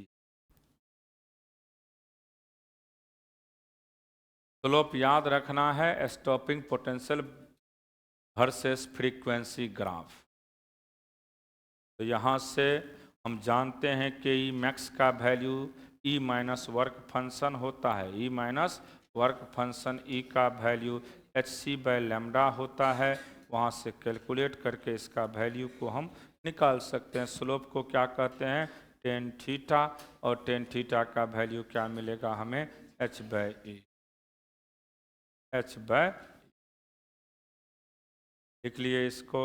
अगर काइनेटिक एनर्जी वर्सेस फ्रीक्वेंसी रहेगा तो क्या हो जाएगा इसका ग्राफ बता सकते हैं? एच। स्लोप क्या हो जाएगा? एच ई नहीं होगा, एच बाई ई नहीं, एच हो जाएगा। ये बोर्ड में आप देखेंगे क्वेश्चन तो खूब मिलेगा H by E. Stopping potential JEE Mains में भी पूछता है, नीट में भी, बोर्ड में भी खूब पूछता है, स्लोप पूछता है।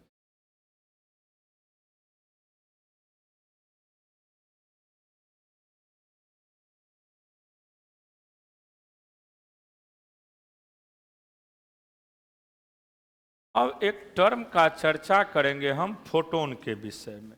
एक लाइन लिखिएगा फोटोन। एक टर्म है इसमें फोटोन। फोटोन क्या है? It is a packet of energy. Photon क्या होता है? एक पैकेट है एनर्जी का। It is a packet of energy. E बराबर एच न्यू या s c by lambda.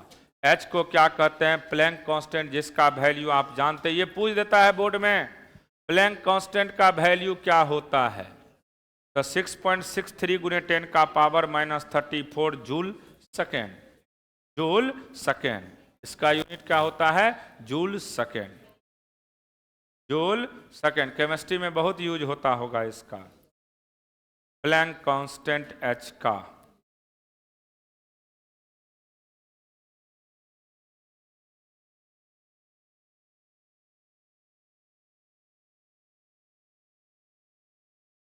Photon के विषय में कोई पूछेगा कि क्या है तो आप सीधा जवाब दीजिए या एक पैकेट है किसका? एनर्जी का। ये पैकेट है किसका? एनर्जी का। ये पैकेट है एनर्जी का। एच को प्लैंक कांस्टेंट कहते हैं, न्यू को फ्रीक्वेंसी कहते हैं, सी को speed of light in free space, lambda को वेवलेंथ कहते हैं।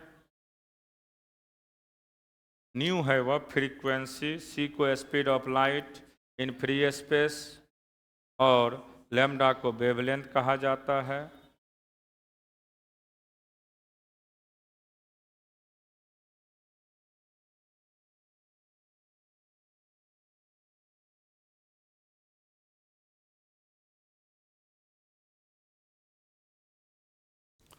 लैम्डा को क्या पढ़ते हैं हम लोग? Wavelength of light.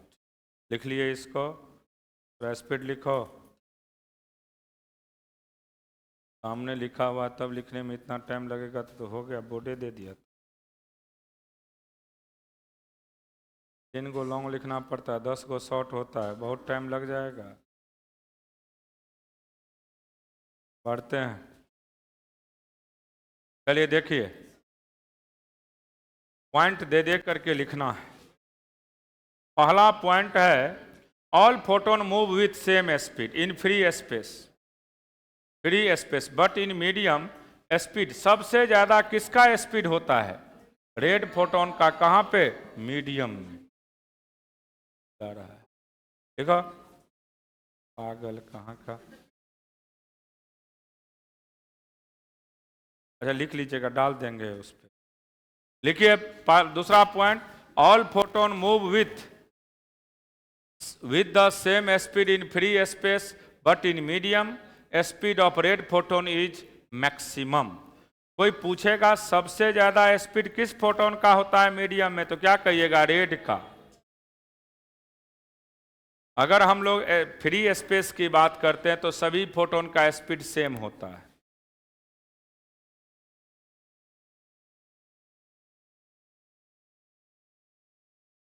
याद रखिएगा, अगर कोई फोटोन एक मीडियम से दूसरे मीडियम जाता है तो क्या क्या चेंज करता है? स्पीड और वेवलेंथ, स्पीड और वेवलेंथ। लेकिन क्या कांस्टेंट रहता है हमेशा? फ्रीक्वेंसी। Frequency always same. ये बोर्ड में बहुत बार पूछा हुआ है question, rest mass of photon क्या होता है? 0। इसको VBI कर देना। ये बोर्ड में बहुत बार पूछा है, रेस्ट मास ऑफ फोटोन क्या होते हैं? 0।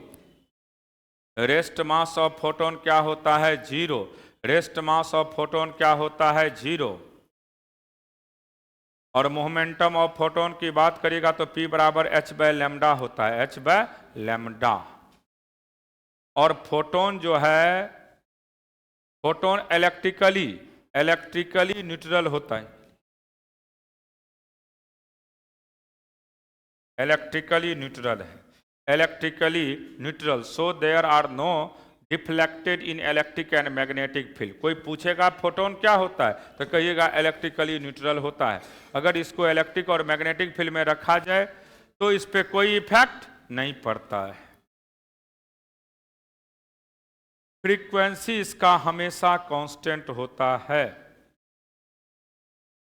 फ्रीक्वेंसी कांस्टेंट होंगे, स्पीड और वेवलेंथ चेंज करता है। मोमेंटम की बात करोगे तो P बराबर h/λ, P बराबर h/λ। फोटोन जो है इलेक्ट्रिकली न्यूट्रल होता है। इसका मतलब है कि अगर इसको इलेक्ट्रिक और मैग्नेटिक फील्ड में रखने पे कोई इफेक्ट नहीं पड़ता है।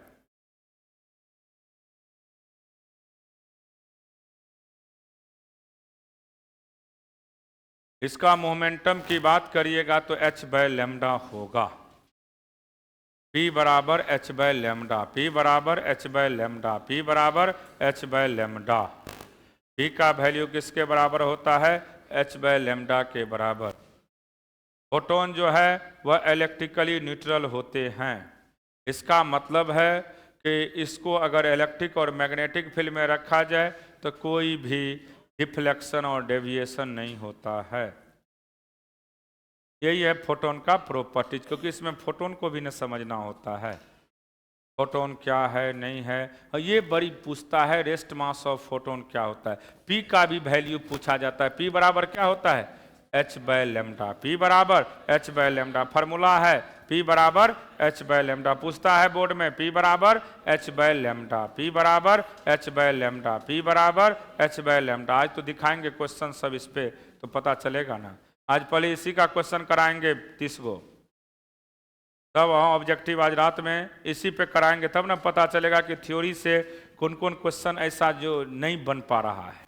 ये भी पता चलना चाहिए ना, और सब बन रहा है कि नहीं बन रहा है ये भी देखिएगा। तो आज वही 750 में इसी का क्वेश्चन चलाएंगे। फोटो इफेक्ट इसी का जो है ड्यूअल नेचर ऑफ मैटर जिसको कहते हो, लिख लिए, इसको लिख लिए। चलिए बढ़ते हैं अगला पॉइंट। देखिए ये लिखो ना लिखो कोई बात नहीं, ये लिख देना खाली। छोड़िए, एक पॉइंट लिखिए खाली। नंबर ऑफ फोटोन का वैल्यू होता है B by H nu, B by H nu, ये लिखिए खाली। Number of photon, number of photon की बात करोगे तो इसका formula linear momentum by H nu, सब मत लिखिए, ये लिखिए खाली, यही तो टर्म लिखिए। P बराबर एन एच न्यू होता है, तो नंबर ऑफ फोटोन की बात करेगा तो P bye H new. Number of photon का बात करिएगा तो P bye H new, P bye H new. सिर्फ एक ही पॉइंट लिखना है, नंबर ऑफ फोटोन का value P bye H new, P bye H new. लिख लिया P बाय एच न्यू, और तुमको कुछ नहीं लिखना है इसमें। नंबर ऑफ फोटोन की बात करिएगा तो P bye H new, P bye H new. चलिए अगला पॉइंट देखिए। हाँ, यहां से ड्यूअल नेचर ऑफ मैटर को समझना है, dual nature of matter.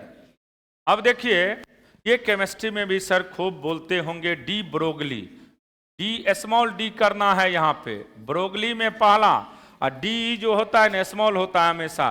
Mistake नहीं करिएगा, ये गलती लिख दिया है थोड़ा सा, तो उनको उतना अनुभव नहीं है फिजिक्स, थोड़े वो जानता है।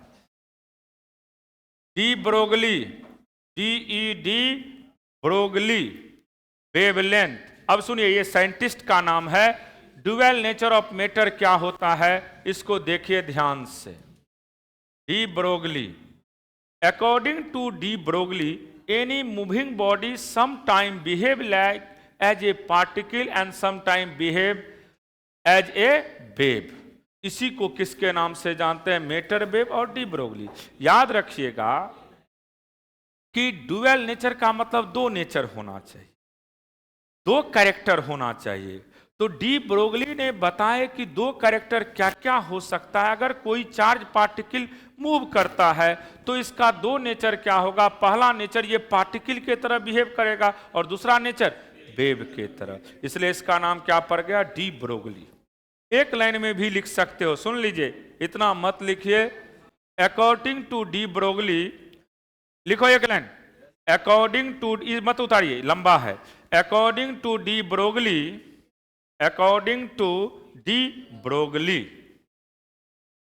Moving body, according to de Broglie, according to de Broglie moving body sometime, moving body sometime behave particle, sometime behave particle as well as wave nature, as well as wave nature, sometime particle as well as wave nature, as well as well WELL, WELL well as well as wave nature, particle nature और wave nature, sometime particle as well as wave nature. अब देखिए lambda का value क्या होता है? H/P। P को क्या लिखते हैं? mv। आइंस्टीन का इक्वेशन E बराबर क्या है? mc², mc²। तो E को sc/λ लिखते हैं, तो H बराबर अब क्या होगा? H/mc। तो आप सीधा याद रखिएगा, एक ये फॉर्मूला और दूसरा आइंस्टीन का इक्वेशन ये होता ही है। इसी से पुट करेंगे तो H का वैल्यू क्या, लेमडा का वैल्यू क्या होगा? H/mc। 3 को लिख लो। जो घेरे हैं इसी तीनों को लिखिए।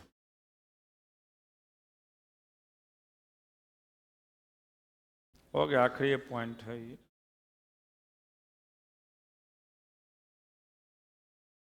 थोड़ा बड़ा है, ऐसा नहीं है कि एक लाइन का थ्योरी है।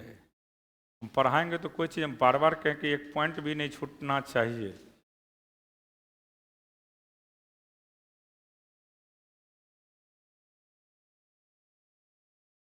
तीनों लिख लिए जो घेरे हैं।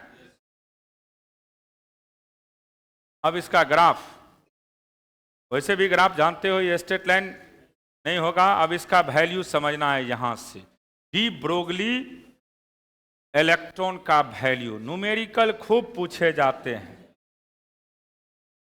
देखिए यहां पे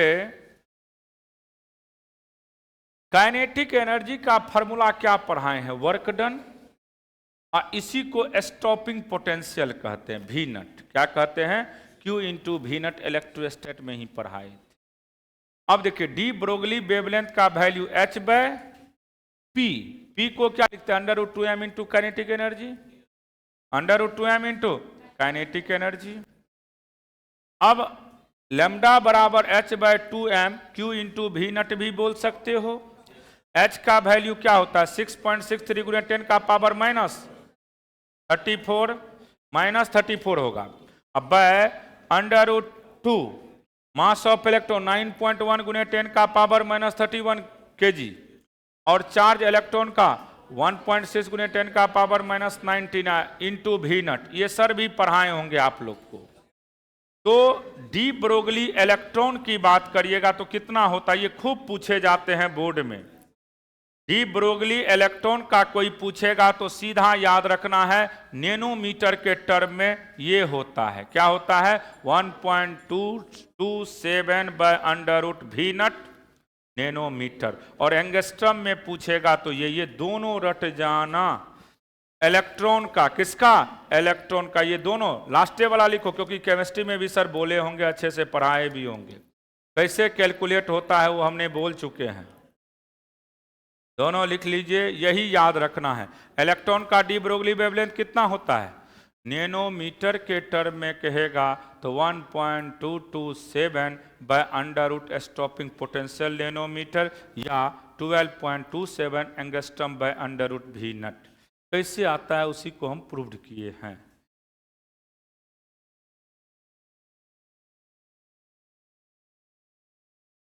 इलेक्ट्रॉन का डी ब्रोगली वेवलेंथ का वैल्यू पूछेगा, इस पे सीबीएसई वाले को हर साल क्वेश्चन डालता है। ये दोनों पे भी नट दिया रहेगा आपको। भी नट का वैल्यू सीधा पुट करिएगा, आंसर आ जाएगा।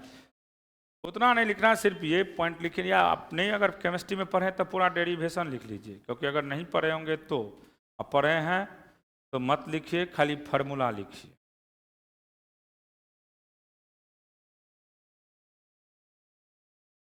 काइनेटिक एनर्जी का वैल्यू होता है Q भी नट। सबका वैल्यू पुट करिएगा तो कैलकुलेट करके इतना ही आता। तो इलेक्ट्रॉन का डी ब्रोगली वेवलेंथ नैनोमीटर में कितना होता है, 1.22 बाय अंडर रूट भी नट नैनोमीटर।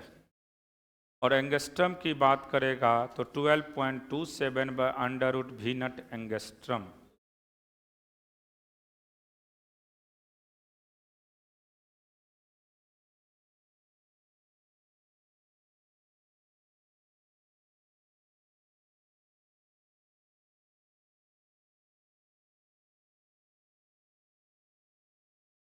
भी नट है स्टॉपिंग पोटेंशियल। भी नट को क्या कहते हैं हम लोग, स्टॉपिंग पोटेंशियल या एक्सेलरेटिंग वोल्टेज, दोनों बोल सकते हो। लिख लेना साइड में, भी नट का नाम होता है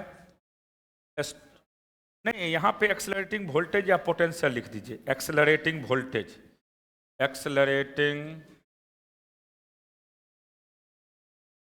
वोल्टेज या पोटेंशियल, पोटेंशियल, एक्सेलरेटिंग वोल्टेज और पोटेंशियल, एक्सेलरेटिंग वोल्टेज और पोटेंशियल। वी नट का नाम होता है एक्सेलरेटिंग वोल्टेज और पोटेंशियल। वी नट को एक्सेलरेटिंग वोल्टेज और पोटेंशियल, वी नट को ये तो खूब हम चर्चा किए हैं वी नट के विषय में, एक्सेलरेटिंग वोल्टेज और पोटेंशियल, एक्सेलरेटिंग वोल्टेज और पोटेंशियल। फार्मूला याद हुआ?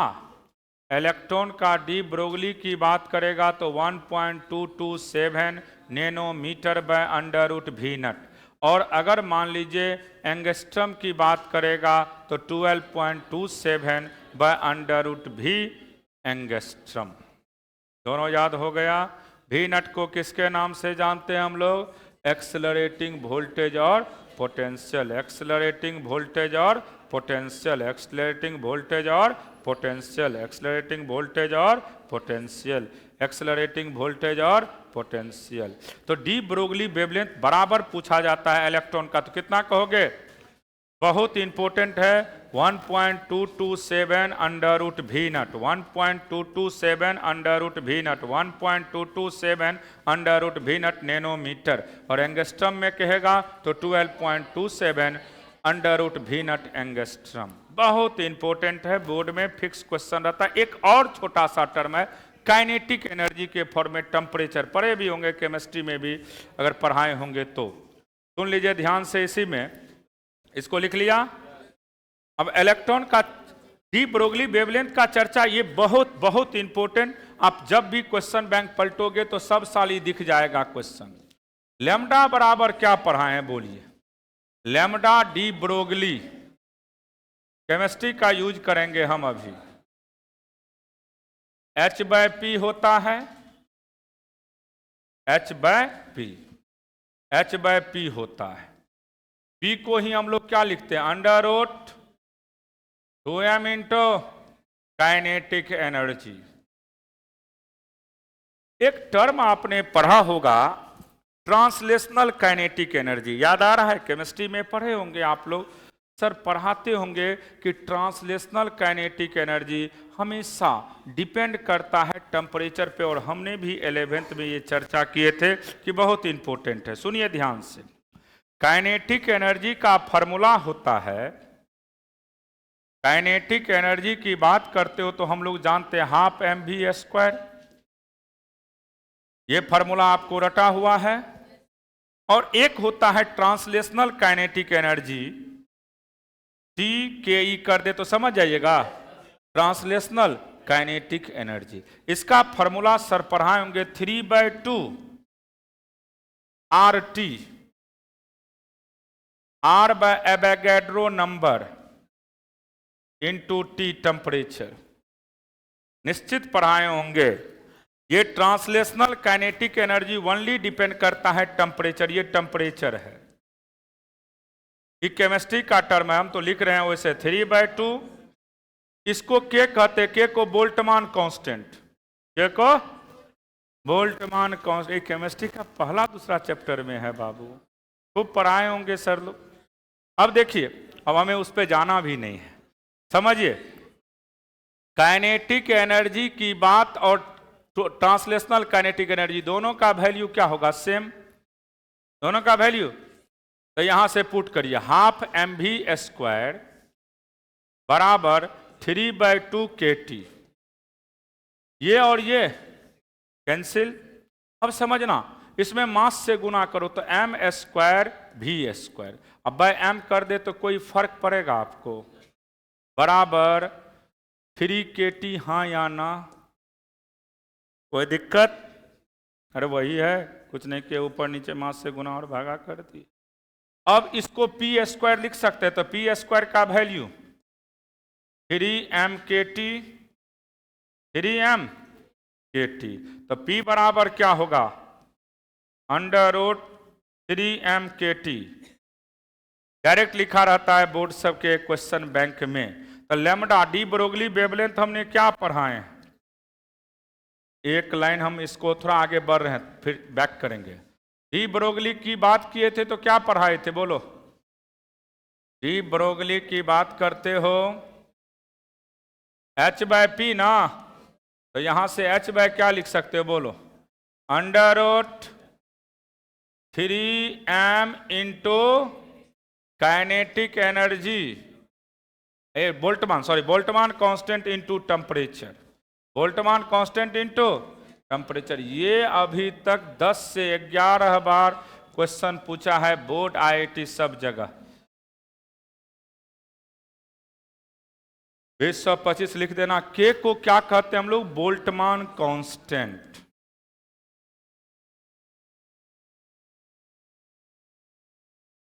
बोल्टमान कांस्टेंट। टी को एब्सोल्यूट टेम्परेचर। केमिस्ट्री में तो क्वेश्चन भी जम के किए होंगे इस पे। एब्सोल्यूट टेम्परेचर, एब्सोल्यूट टेम्परेचर, ठीक हो, एब्सोल्यूट टेम्परेचर। खूब जम के पढ़ाए होंगे सर लोग वहां। चलिए इसको, ओह सॉरी, रुको नहीं, लिखो। हम प्रूव्ड कर दिए हैं फार्मूला। आता कैसे है, लेकिन आपको खाली फार्मूला याद रखना।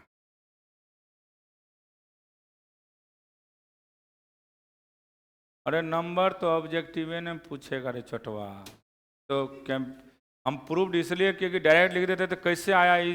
अब जब केमिस्ट्री में कोई नहीं पढ़े होंगे मान लीजिए, तो उनको तो बाउंस मारेगा नहीं कि आ कैसे गया ये क्वेश्चन। तो इसलिए हम इतना प्रूव्ड किए हैं। प्रूव्ड थोड़े बोर्ड में पूछेगा। ये तो हम किए हैं जान करके कि कन्फ्यूजन किसी को नहीं रहे कहीं पे। डायरेक्ट लिखेंगे तो दिक्कत हो जाएगा। तो तुम लोग कितना पढ़ता है वो हमको पता है, इसलिए हम अपने तरफ से कोई कमी नहीं कर सकते।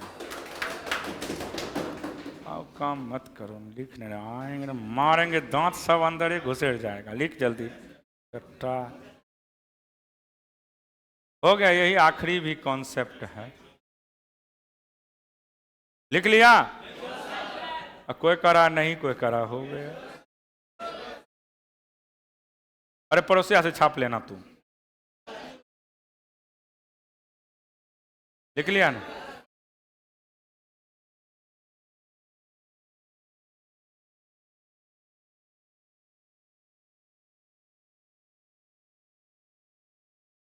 चलो लिखो। डी ब्रोगली वेवलेंथ अगर तोरा से कोई पूछेगा बोल्टमान कांस्टेंट के टर्म में तो 225 लिख भी दो, आ ही रहा है, समझ लेना। क्या होता है? h/√3m काइनेटिक एनर्जी, ओ सॉरी h/√3m के टी।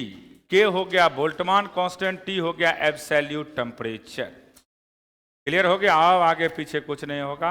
आखिरी पॉइंट है, पड़ोसी वड़ोसी से छापिए, ज़्यादा आगे पीछे के फेर में मत पड़िए। यही आपका था। आज रात में सबसे पहले इस पे हम क्वेश्चन 30-40 को कराएंगे ऑब्जेक्टिव। पता चलना चाहिए कि